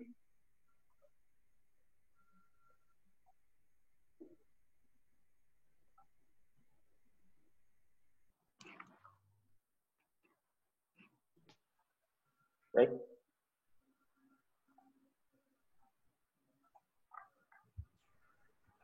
Oke.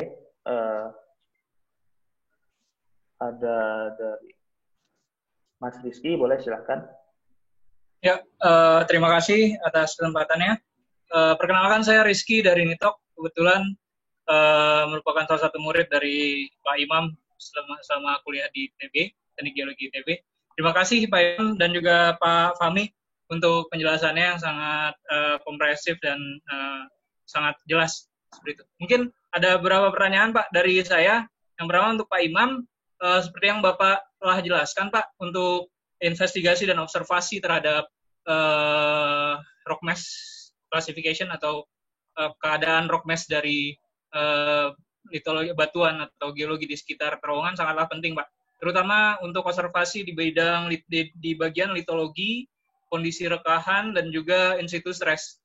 Untuk kasus Cisumdawu ini sendiri, tes apa saja Pak yang digunakan untuk mengetahui atau untuk mengklasifikasikan batuan berdasarkan RMR yang telah diadopsi yang seperti yang dijelaskan oleh Bapak tadi. Mungkin itu, dan juga tantangan yang saya bisa bayangkan dari observasi itu adalah mungkin dikejarnya waktu ya Pak ya. Jadi waktu antara pembukaan terowongan, observasi geologi, dan juga shotcreting itu mungkin waktunya sangat sedikit Pak. Itu boleh dijelaskan Pak tantangan-tantangan apa saja yang mungkin di apa ya? Ya mungkin dapat experience di Cisumdawu ini. Karena ini terowongan jalan tol terowongan pertama gitu ya Pak ya, di Indonesia. Kemudian yang kedua untuk Pak Fahmi, Pak mungkin sedikit tadi saya melihat dari hasil displacement pada terowongan itu terdapat fluktuatif Pak, fluktuasi penurunan dan minus ke positif terhadap fluktuasi seperti itu Pak, dari nilai observasi pada sensor yang diletakkan di atas dan juga samping terowongan. Boleh dijelaskan Pak fenomena fluktuasi itu seperti apa? Ininya apa konsekuensinya seperti itu Pak, atau kenapa terdapat fenomena fluktuasi tersebut? Mungkin itu saja Bapak Ibu sekalian. Oke, baik. Mungkin langsung dijawab saja atau langsung dijawab saja kali ya. Baik. Ya, dijawab saja langsung. Saya dulu ya. Iya, Pak Imam dulu silakan. Oke, Mas Rizky, Kibeng. Harusnya nggak boleh nanya nih Kibeng nih. Jadi kalau secara klasik ya, biasanya memang ahli geologi ngelihat dulu dari sudut pandang klasifikasi massa batuan yang sudah established, misalnya dari Beniaski, RMR atau Q-System gitu ya, atau bahkan nanti GSI. Nah, tentunya ini masuk kategori-kategori yang paling bawah semuanya gitu ya. Masuk kategori very poor untuk RMR, atau bahkan ini sudah masuk kategori tanah kalau dibilang Pak Fahmi tadi gitu ya. Atau kategori lebih sensitif kalau seperti ini kita menggunakan Q system misalnya, untuk extremely poor misalnya ya, nilai di bawah 0,01 gitu, katakanlah seperti itu. Nah, saya melihat memang kalau dikaitkan dengan Japan Rockmask Classification gitu yang diadopsi SNI yang menggunakan ABC dan seterusnya tadi gitu ya. Nah, emang ini agak kadang-kadang debatable juga. Ini Jepang Rockmask Classification ini jangan-jangan kayak degree of withering classification gitu ya. Tetapi mereka kadang-kadang nggak setuju, bukan sekedar degree of withering atau withering grades gitu ya, atau derajat pelapukan. Cuma memang masuk dalam kategori D biasanya, bahkan E gitu ya. Istilahnya dikompos, biasanya untuk menghafalkan saya hafalkan sebagai dikompos, karena nanti untuk menunjukkan itu sudah sama dengan tanah. Nah, meskipun demikian, ini yang menarik, seperti halnya saya sebutkan tadi, kita berhadapan pada endapan piroklastik yang sangat-sangat heterogen. Bisa dibayangkan ahli-ahli geologi sudah hafal lah gitu ya. Apalagi kita melihat ini biasanya ahli geologi ini di bagian mana, proksimal atau distalnya dari piroklastik gitu kan. Nah, terkait dengan perubahan yang sangat cepat gitu kan. Terus ada paleosoil di antara yang fresh gitu. Saya melihat seperti itu. Bisa dibuktikan misalnya kalau dalam stratigrafi itu mereka menyebut adanya crush tuff. Itu artinya tufa yang masih keras gitu. Dan lapisannya bisa kita ikuti kadang-kadang. Nah, padahal tufa itu di atas, yang relatif keras itu di atas soil yang sudah relatif lebih lunak gitu kan. Nah, saya pikir ini satu hal yang cukup menarik bagi fase-fase vulkanisme atau produk piroklastik yang ada gitu ya. Termasuk kehadiran boulder yang bisa dikatakan apakah itu bagian dari bom saat itu gitu, dan sebagainya, yang ukurannya bisa bahkan lebih dari 1 meter. Nah, itu tantangan geologi yang cukup menarik bagi saya. Memang kalau kita gunakan untuk misalnya proses desain pemilihan support system, katakanlah di sini, untuk rockmask kelas yang ada, ya kita menyetarakan ini sebagai tanah. Walaupun demikian, ada porsi-porsi yang sebenarnya dalam geologi, kalau saya tebak nilai UCS dari TAF-nya itu bisa masuk kategori weak rock gitu ya. Nah, untuk uji, saya pikir semua diuji lab dengan seksama, standar sifat fisik dan sifat mekanik. Untuk uji lapangan pasti ada NSPT yang dilakukan di semua pengeboran ya, sampai plus 10 atau lebih bahkan gitu ya. Dan juga ada Lugion test untuk mengetahui permeabilitas dari material tanah dan batuan yang ada di sana gitu ya. Itu yang utama. Ada juga survei seismik dan bahkan survei geolistrik dilakukan sepanjang jalur lintasan terowongan ini. Saya pikir itu hasilnya ada sebenarnya, cuma nggak saya munculkan pada saat presentasi ini. Itu untuk sementara. Ipeng, silakan mungkin Pak Fahmi menambahkan. Baik Pak, jadi tadi tambahan sedikit, memang selain tadi pemboran, pengambilan sampel juga ada pengambilan untuk pengujian UCS-nya.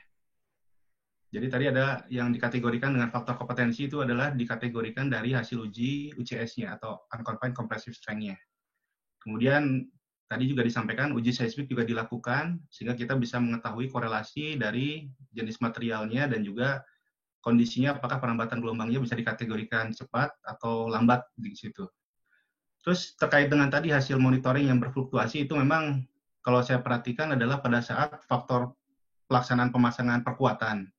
Pada saat kita menyambung stirip, maka akan ada gangguan pada sistem itu sendiri. Jadi pada saat itu disambung, pasti akan ada pengencangan baut dan lain sebagainya, sehingga alat atau sensor yang terpasang akan mengalami fluktuasi bacaan. Itu mungkin sebagai informasi. Tapi yang perlu kita lihat juga, yang pertama selain tadi ya, memang ada fluktuasi, tapi yang kita lihat adalah trennya. Kalau misalnya dia setelah beberapa kali bacaan, dalam kurun waktu tertentu dia dikategorikan stabil, tidak lagi mengalami deformasi, itu yang dikategorikan konstan, yang dikategorikan bahwa deformasinya sudah berhenti. Mungkin itu yang bisa saya sampaikan. Baik, dari Mas Rizky bagaimana, sudah puas atau mungkin ada yang mau ditambahkan? Kalau sudah puas, mungkin langsung ke pertanyaan kedua dari Pak Dandung Sri Haninto. Langsung saja Pak di pertanyaannya. Ya, terima kasih Mas Reza. Selamat sore Pak Imam, ketemu lagi Pak Imam. Selamat sore Pak Dandung. Saya paling rajin ngikutin kuliahnya Pak Imam, walaupun saya geotek tapi geologi itu menarik. Saya suka baca dongeng geologi Pak. Jadi inspiratif sekali, dan saya anak buahnya Pak Fahmi Pak di hati Pak. Jadi saya belajar Pak Dandung. Oke, terima kasih Pak. Ini luar biasa. Jadi pencerahan yang luar biasa terkait dengan terowongan. Seperti kita ketahui bahwa jumlah terowongan, pembangunan terowongan di Indonesia kan relatif sedikit gitu ya.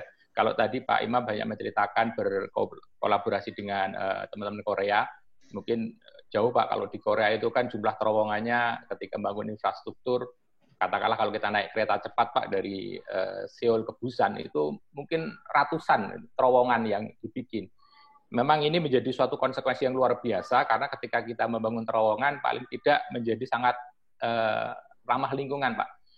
Bentang alam tidak banyak terbuka gitu, kemudian kalau toh ketemu timbunan jurang dengan jembatan, sehingga tidak banyak merusak alam gitu ya. Nah, ini coba saya bandingkan Pak, jadi minta komentar juga ketika kita membangun tol Cipularang Pak, jalan ya, bukan kereta.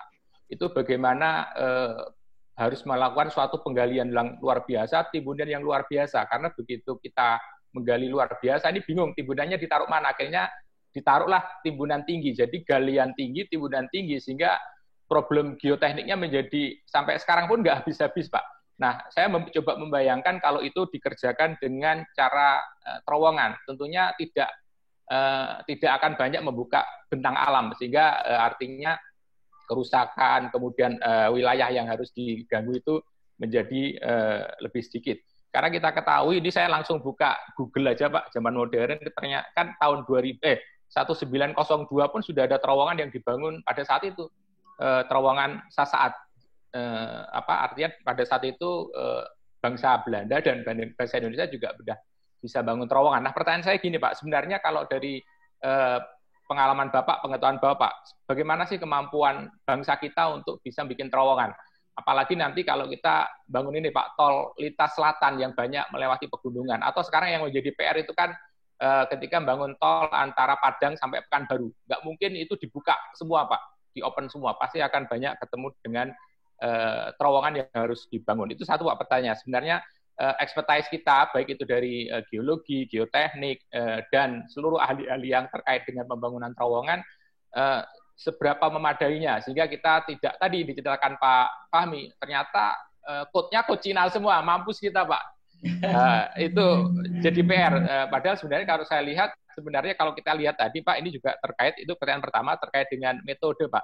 Tadi disebutkan menggunakan metode NATM. Karena saya buta, saya langsung googling Pak, apa sih NATM? Saya nggak tahu ini benar atau enggak, New Australian Tunneling Methods gitu ya. Nah, ini kan tidak membutuhkan, kalau lihat foto-fotonya tadi Pak Fahmi, Pak Imam, ini alatnya sederhana aja. Kecuali kemudian kalau kita harus menggunakan TBM Pak, yang digunakan di MRT atau mungkin yang sekarang dikerjakan Pak, yang tunnel kereta cepat di bawah Jati Waringin itu juga rasanya menggunakan TBM. Nah, pertanyaannya dengan apa sih karakteristik geologi apa sih yang cukup kita menggunakan metode yang sama digunakan di terowongan Cisumdawu ini kalau dibandingkan dengan TBM? Kalau misalnya cukup dengan peralatan sederhana, seharusnya bangsa kita bisa membuat banyak tunnel-tunnel untuk infrastruktur kita, nggak perlu membuka bentang alam terlalu banyak gitu kan. Kayak contohnya misalnya di ujung jembatan tol ke arah Cipali itu buka luar biasa, akhirnya rontok terus. Belum lagi yang di Bawen itu Pak, Bawen tanahnya clay sill. Itu mumet juga sampai sekarang masalah terus gitu karena apa? Dibuka withering kena macam-macam akhirnya problem biotekniknya nggak habis-habis gitu. Nah, jadi pertanyaan kedua Pak, kapan kita bisa menggunakan tadi NATM? Kalau saya semoga nggak salah, kapan bisa menggunakan TBM sehingga akhirnya secara teknologi kita bisa menguasai. Kenapa harus menggunakan code China, code Korea mungkin ya? Nah, kira-kira seperti apa Pak? Itu aja Pak. Ini saya pertanyaan untuk Pak Fahmi maupun Pak Imam. Terima kasih. Baik, langsung saja dijawab dari Pak Imam maupun Pak Fahmi. Silakan. Terima kasih Pak Dandung. Waduh, ini senang nih bisa ketemu lagi dengan teman-teman hati nih. Saya lihat banyak sekali nih rombongan hati di sini. Intervensi Pak, intervensi ke IAGI Pak. Oke, nanti harus kerjasama resmi nih. Satu hal yang saya sepakat sekali.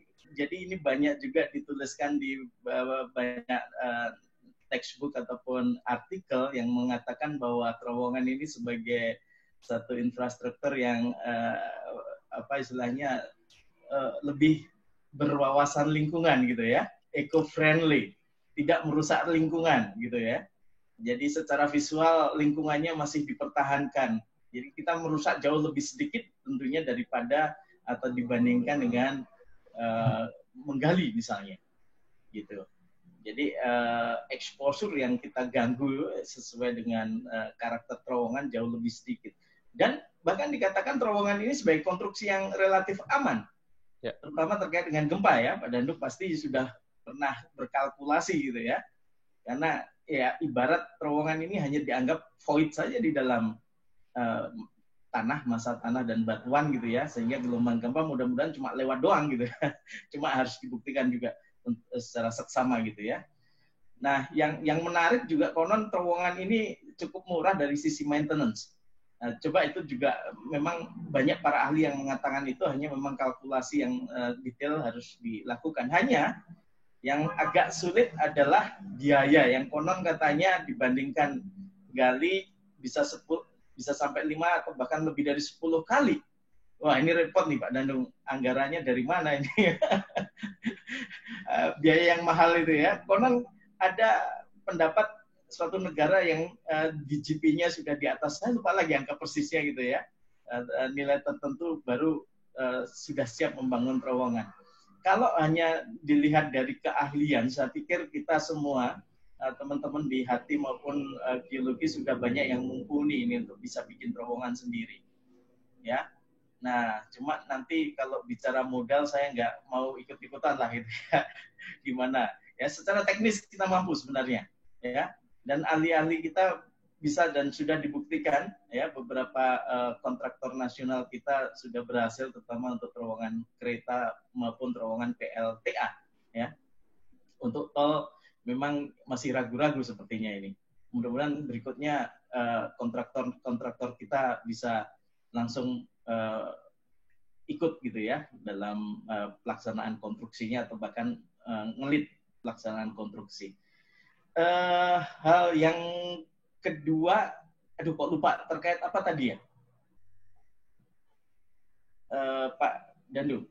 Oh, NATM ya, NATM atau metode-metode misalnya TBM. TBM ini juga terkait sekali dengan sebenarnya besaran proyek yang ada. Ada yang mengatakan TBM ini kalau terowongannya lebih dari 2 kilo baru layaklah kita menggunakan itu. Ya, kalau kurang dari situ ada yang mengatakan 2-4 gitu kan, atau lebih dari 4 bahkan. Gitu. Ya, tergantung nanti kurs uang yang ada gitu. Nah, ini yang menarik. Sebenarnya kalau TBM apapun jenis materialnya dihantam bisa itu ya. Untuk menggunakan TBM tinggal kita sesuaikan saja nanti bagaimana cutter head yang digunakan, ya. Nah, untuk NATM ini sebenarnya satu apa ya, karakter proses dalam metode kerja penerowongan. Nah, sebenarnya satu siklus, ya, siklus yang memang dibuat dengan keteraturan tertentu yang tujuannya menjaga stabilitas galian itu sendiri. Dan bahkan yang menarik dalam konteks NATM ini, konon NATM ini sebenarnya satu metode yang diciptakan untuk sangat bersahabat dengan masalah-masalah geologi yang ada terkait dengan stres yang ada di bawah permukaan misalnya, maupun dengan karakteristik batuan yang kadang-kadang memiliki potensi-potensi keruntuhan. Di situ MATM. Jadi satu siklus dari gali sampai nanti pemasangan secondary lining atau concrete lining atau permanent lining, dan diikuti oleh proses kemajuan yang sangat bertahap dan ketat gitu ya. Bahkan untuk tunnel face-nya sendiri pun sangat diperhatikan. Untuk kondisi-kondisi yang buruk tentunya harus ada perlakuan-perlakuan tertentu seperti tadi, ada perkuatan-perkuatan yang ditambahkan pada tunnel face dengan hollow pipe misalnya, gitu ya, sampai menggunakan bolting dengan fiber yang kadang-kadang diaplikasikan juga walaupun kurang baik kata Pak Fahmi tadi gitu ya. Nah, bahkan metode yang lain, tetapi prinsipnya kita benar-benar menjaga satu siklus penggalian ini dengan baik, dan sebenarnya NATM ada kaidah-kaidah atau poin-poin tertentu yang harus diikuti gitu ya, atau prinsip-prinsip dasar gitu ya. Tapi intinya sebenarnya itu adalah suatu siklus penggalian atau metode penggalian yang benar-benar menyesuaikan dengan kondisi geologis tempat. Saya pikir itu Pak Dandung, ya. Mungkin Pak Fahmi silahkan. Terima kasih Pak. Ya, menambahkan. Izin mungkin menambahkan ini Pak. Jadi saya coba share satu paparan yang mungkin bisa memberikan gambaran Pak. Sebentar. Nah ini adalah suatu skema sederhana Pak. Bagaimana cara kita memilih tipe terowongan. Jadi kita lihat di bagian atas, ini, sebentar. Kita bicara ada hambatan fisik, Pak. Jadi pada saat kita bicara yang kita akan lewati adalah sungai atau laut, umumnya kita berbicara bahwa ada dua kemungkinan. Yang pertama adalah immersed tunnel atau shield tunnel, Pak, atau terowongan perisai. Pada saat kita bicara pegunungan atau pebukitan, ini kita bicara ada kemungkinan menggunakan shield tunneling atau mempergunakan NATM atau kalau di Jepang biasanya dikategorikan sebagai mountain tunneling. Terus kalau kita bicara di daerah perkotaan, Pak, ini umumnya kita hanya bicara dua, underpass atau shield tunneling. Ini dari segi hambatan fisiknya kita bisa bagi kurang lebih seperti itu. Pada saat kita bicara di klasifikasi tanah atau batuan, biasanya kalau untuk batuan yang masif, Pak ya, rock, kita bicara bisa mempergunakan TBM, bisa juga mempergunakan NATM. Nah ini yang mungkin membedakan pada saat kita bicara yang panjangnya sampai 2 kilo lebih, biasanya dari segi waktu pelaksanaan NATM akan lebih lambat dibandingkan dengan TBM. Demikian juga dengan sistem perkuatannya, Pak. Jadi otomatis biayanya akan lebih mahal NATM dibandingkan dengan shield tunneling. Karena dia kan sistem precast, Pak. Setelah digali dia langsung dipasang sehingga perkuatannya adalah permanent liningnya langsung. Tidak ada kita bicara ada steel rib, ada shotcrete dan lain sebagainya. Sehingga umumnya NATM lebih murah apabila kita bicara di daerah-daerah yang kategorinya kurang dari 2 kilo. TBM kalau kita bicara dari segi perbandingan biaya, kalau kita bicara dari segi pelaksanaan, waktu kita bicara impor si alatnya masuk pun itu sudah biayanya cukup tinggi, sehingga kalau proyeknya hanya satu itu juga bisa dikategorikan kita ya dalam tanda kutip tekor, Pak ya. Jadi biasanya kalau kita bicara proyeknya panjang, banyak, TBM lebih banyak diminati dibandingkan dengan NATM. Terus kemudian ada juga kelemahan dari sistem terowongan perisai, Pak. Jadi pada saat kita bicara seperti di Cisumdawu, ada dua kondisi yang berbeda sama sekali, Pak. Yang awalnya batuan keras, tiba-tiba dia berubah ke tanah, cutter head-nya dia perlu berubah, Pak. Nah ini yang jadi sulit. Perubahan-perubahan kondisi itu dia tidak bisa diakomodir langsung mempergunakan TBM. Atau sebaliknya, dia diperuntukkan untuk tanah, tiba-tiba dia ketemu boulder, dia pasti nge-jam, Pak. Dia berhenti, dia harus bongkar dulu batunya, dihancurkan, baru dia bisa maju lagi. Nah, ini juga yang mendasari untuk MRT Jakarta, Pak. Sistemnya kan dia penggaliannya ada sistem shaft yang dijadikan sebagai terminal, Pak. Dan umumnya jaraknya kurang dari 1 kilo. Itu adalah untuk menghindari tadi, Pak, keausan dari si cutter head-nya, dan juga apabila ada gangguan-gangguan, ada boulder dan sebagainya, dia bisa dengan cepat bisa mengubah kondisinya. Nah, itu mungkin yang menjadi kendala di TBM. Utamanya adalah untuk kondisi di mana dia jenis tanah yang dilewati atau batuan yang dilewati itu adalah mixed phase. Kemudian untuk yang tanah lunak ini udah spesifik, Pak. Kita bisa bicara pakai underpass, bisa bicara dengan terowongan perisai, atau ini juga masih memungkinkan. Karena biasanya kalau untuk di daerah dasar sungai, umumnya ini daerahnya adalah daerah yang sangat lunak, sehingga ini bisa digunakan. Mungkin itu tambahan sekilas, Pak. Dan sebetulnya tadi ya, dari segi pelaksanaan, Pak, kontraktor kita sudah banyak yang mengerjakan di proyek-proyek di bangunan air, Pak. Kayak terowongan pengelak, diversion tunnel di PLTA itu sebagian besar kontraktor lokal, Pak.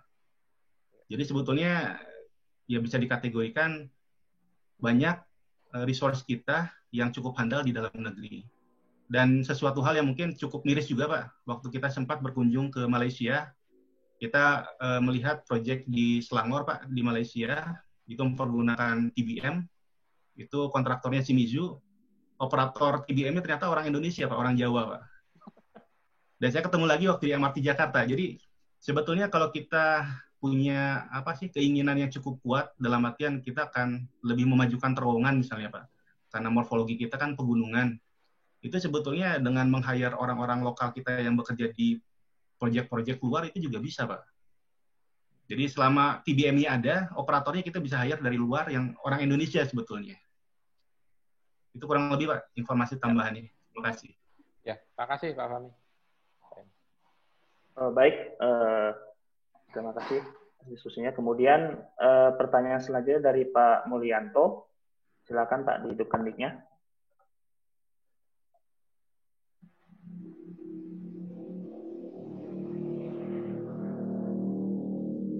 Mungkin Pak Mulyanto boleh di-unmute. Nah, silakan Pak. Ya, terima kasih. Selamat sore Pak Fahmi, Pak Imam. Ini Pak, perkenalkan Pak, saya Heri Pak. Saya mahasiswa S2 Teknik Geologi dari UGM. Mungkin ini aja Pak. Tadi sedikit disinggung ya masalah tanah dan batuan.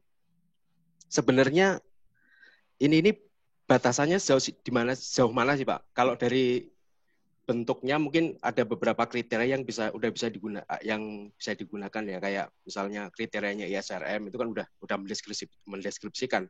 Tapi yang saya maksud di sini untuk kriteria keruntuhannya misalkan untuk analitis misalkan. Itu sebenarnya batasnya di mana sih Pak? Kalau batuan itu kan kita mengenal ada diskontinuitas dan ada kekuatan intake-nya. Sementara kalau tanah itu kan hanya kekuatan antar butir itu sendiri gitu. Soalnya mungkin kadang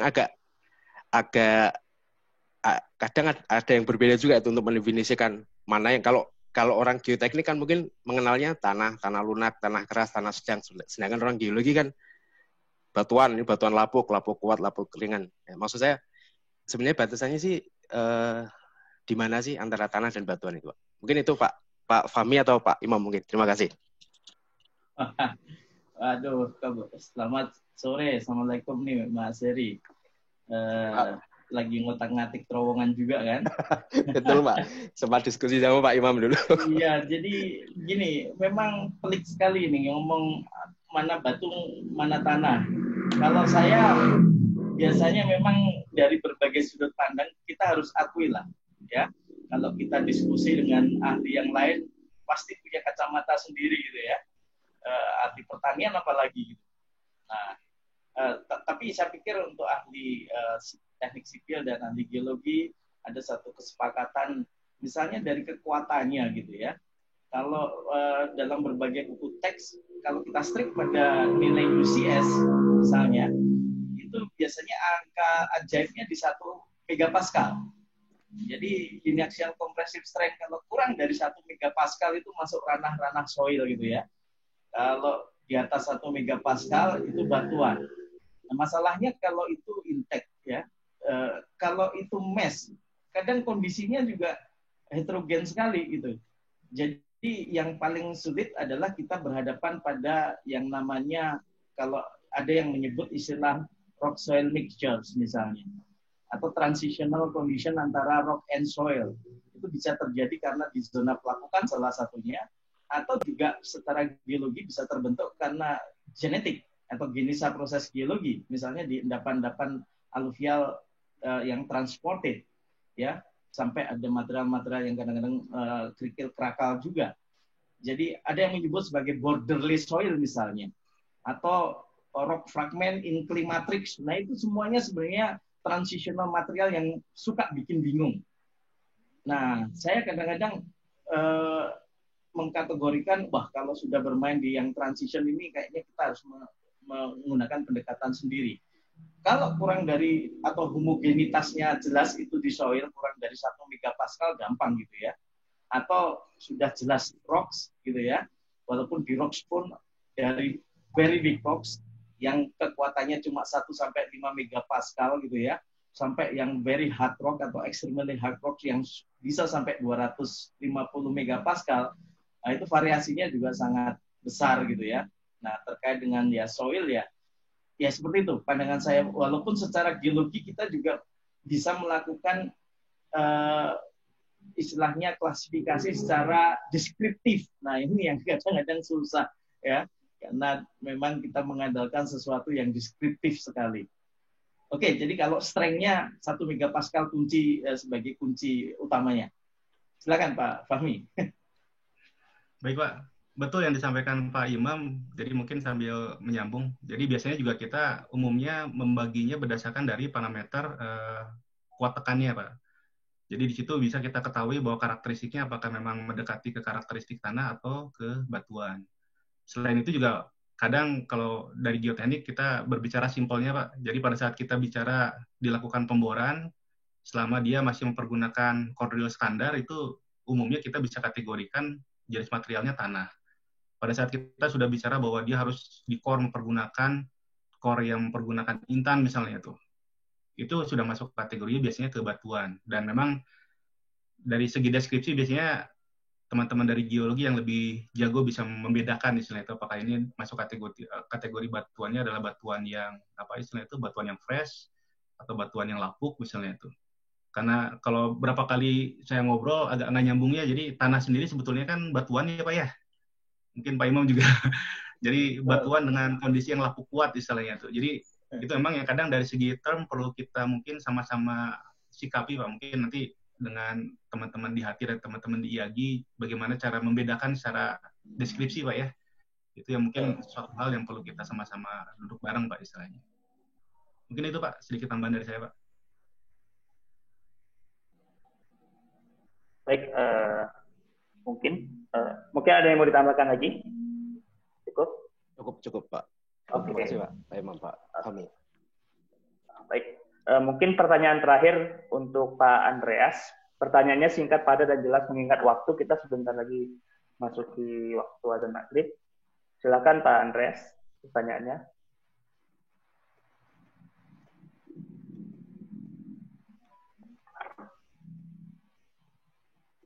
Halo, selamat sore Pak Imam dan Pak Fahmi. Perkenalkan, saya Andreas, kerja di Mount McDonald, salah satu konsultan untuk MRT Project di Jakarta.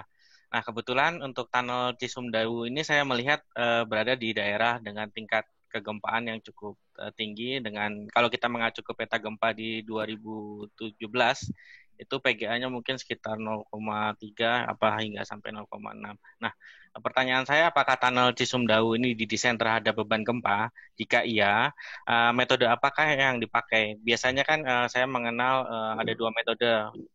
Yang pertama dengan pendekatan static equivalent dengan memasukkan koefisien percepatan gempa horizontal, atau dengan metode dinamik dengan memasukkan input motion. Seperti itu. Nah, kalau misalkan untuk tunnel, mungkin kira-kira consideration-nya lebih baik menggunakan metode yang mana? Mungkin sekian dari pertanyaan dari saya. Terima kasih atas jawabannya. Ya, Pak Fahmi mungkin nanti yang lebih detailnya ya. Saya melihat di report waktu itu ada Pak Fahmi, lupa lagi gitu ya. Yang pasti sudah dianalisis dengan menggunakan, tapi masih 2010 waktu itu ya. Okay. Peta bahaya gempa bumi 2010, dan saya lihat sepertinya pakai pseudostatik ya, jadi menggunakan nilai PGA yang di running di dalam analisis numerik. Nah, mungkin Pak Fahmi menambahkan, waktu itu saya lihat juga bagaimana perubahan stress strain-nya, terus juga pola deformasi yang terjadi setelah dilakukan atau ditambahkan PGA. Saya lihat masih sedikit sekali pengaruhnya. Pak Fahmi mungkin menambahkan? Baik Pak, jadi yang saya lihat waktu itu memang pendekatannya ada dua Pak. Jadi yang pertama adalah probabilistik dan juga ada deterministik, karena memang lokasi terowongannya cukup dekat terhadap sesar Pak.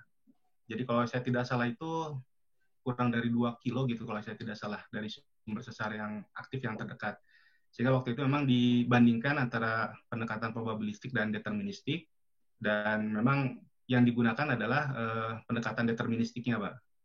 Kemudian nilai dari percepatannya itu yang digunakan sebagai nilai percepatan untuk analisis pseudostatik. Jadi modelnya dibuat sebagai model, kalau saya tidak salah, model 2 dimensi dan 3 dimensi.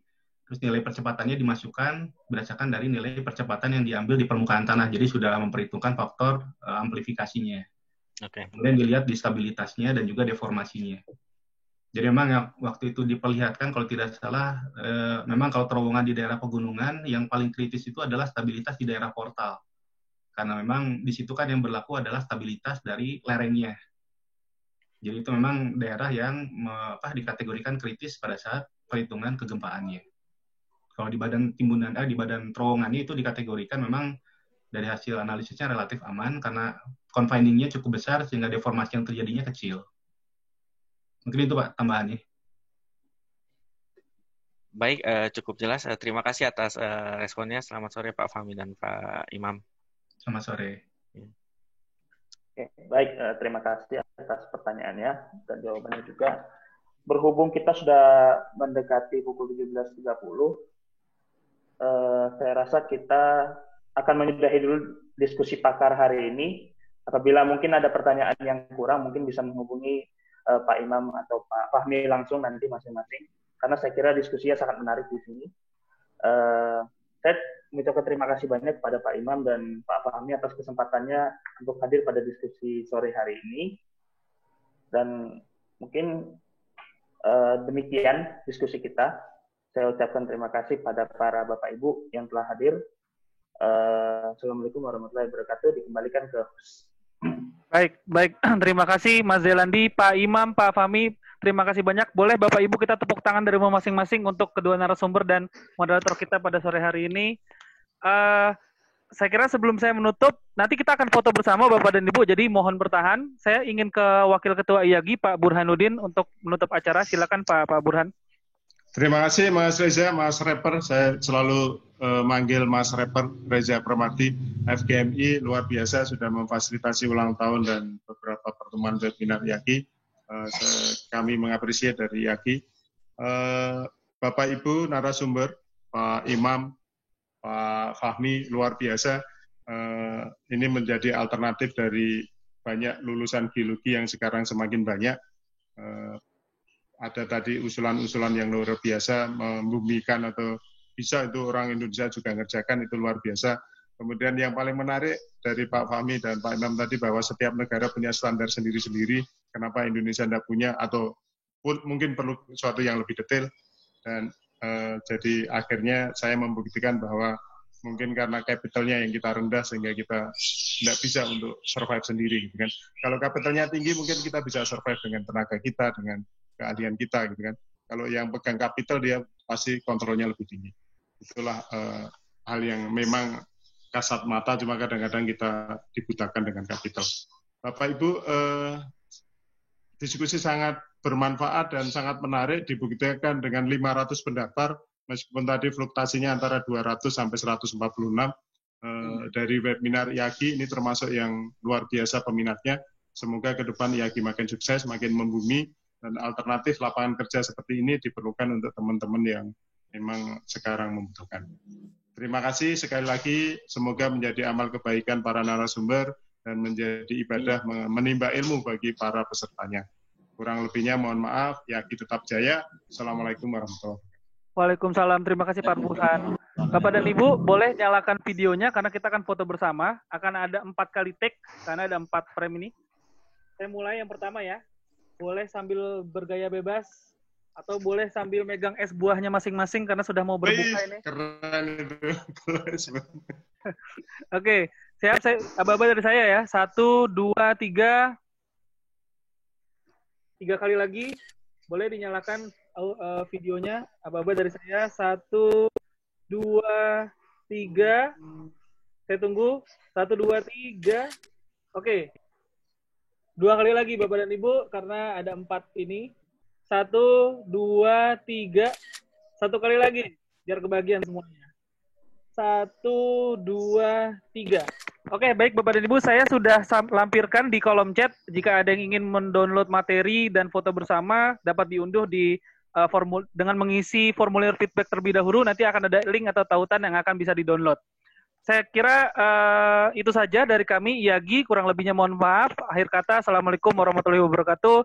Selamat melanjutkan ibadah puasa. Terima kasih Pak Imam, Mas. Pak Fahmi, Mas Zelandi, Pak Burhan, Pak Daru. Ya, Sama. terima kasih.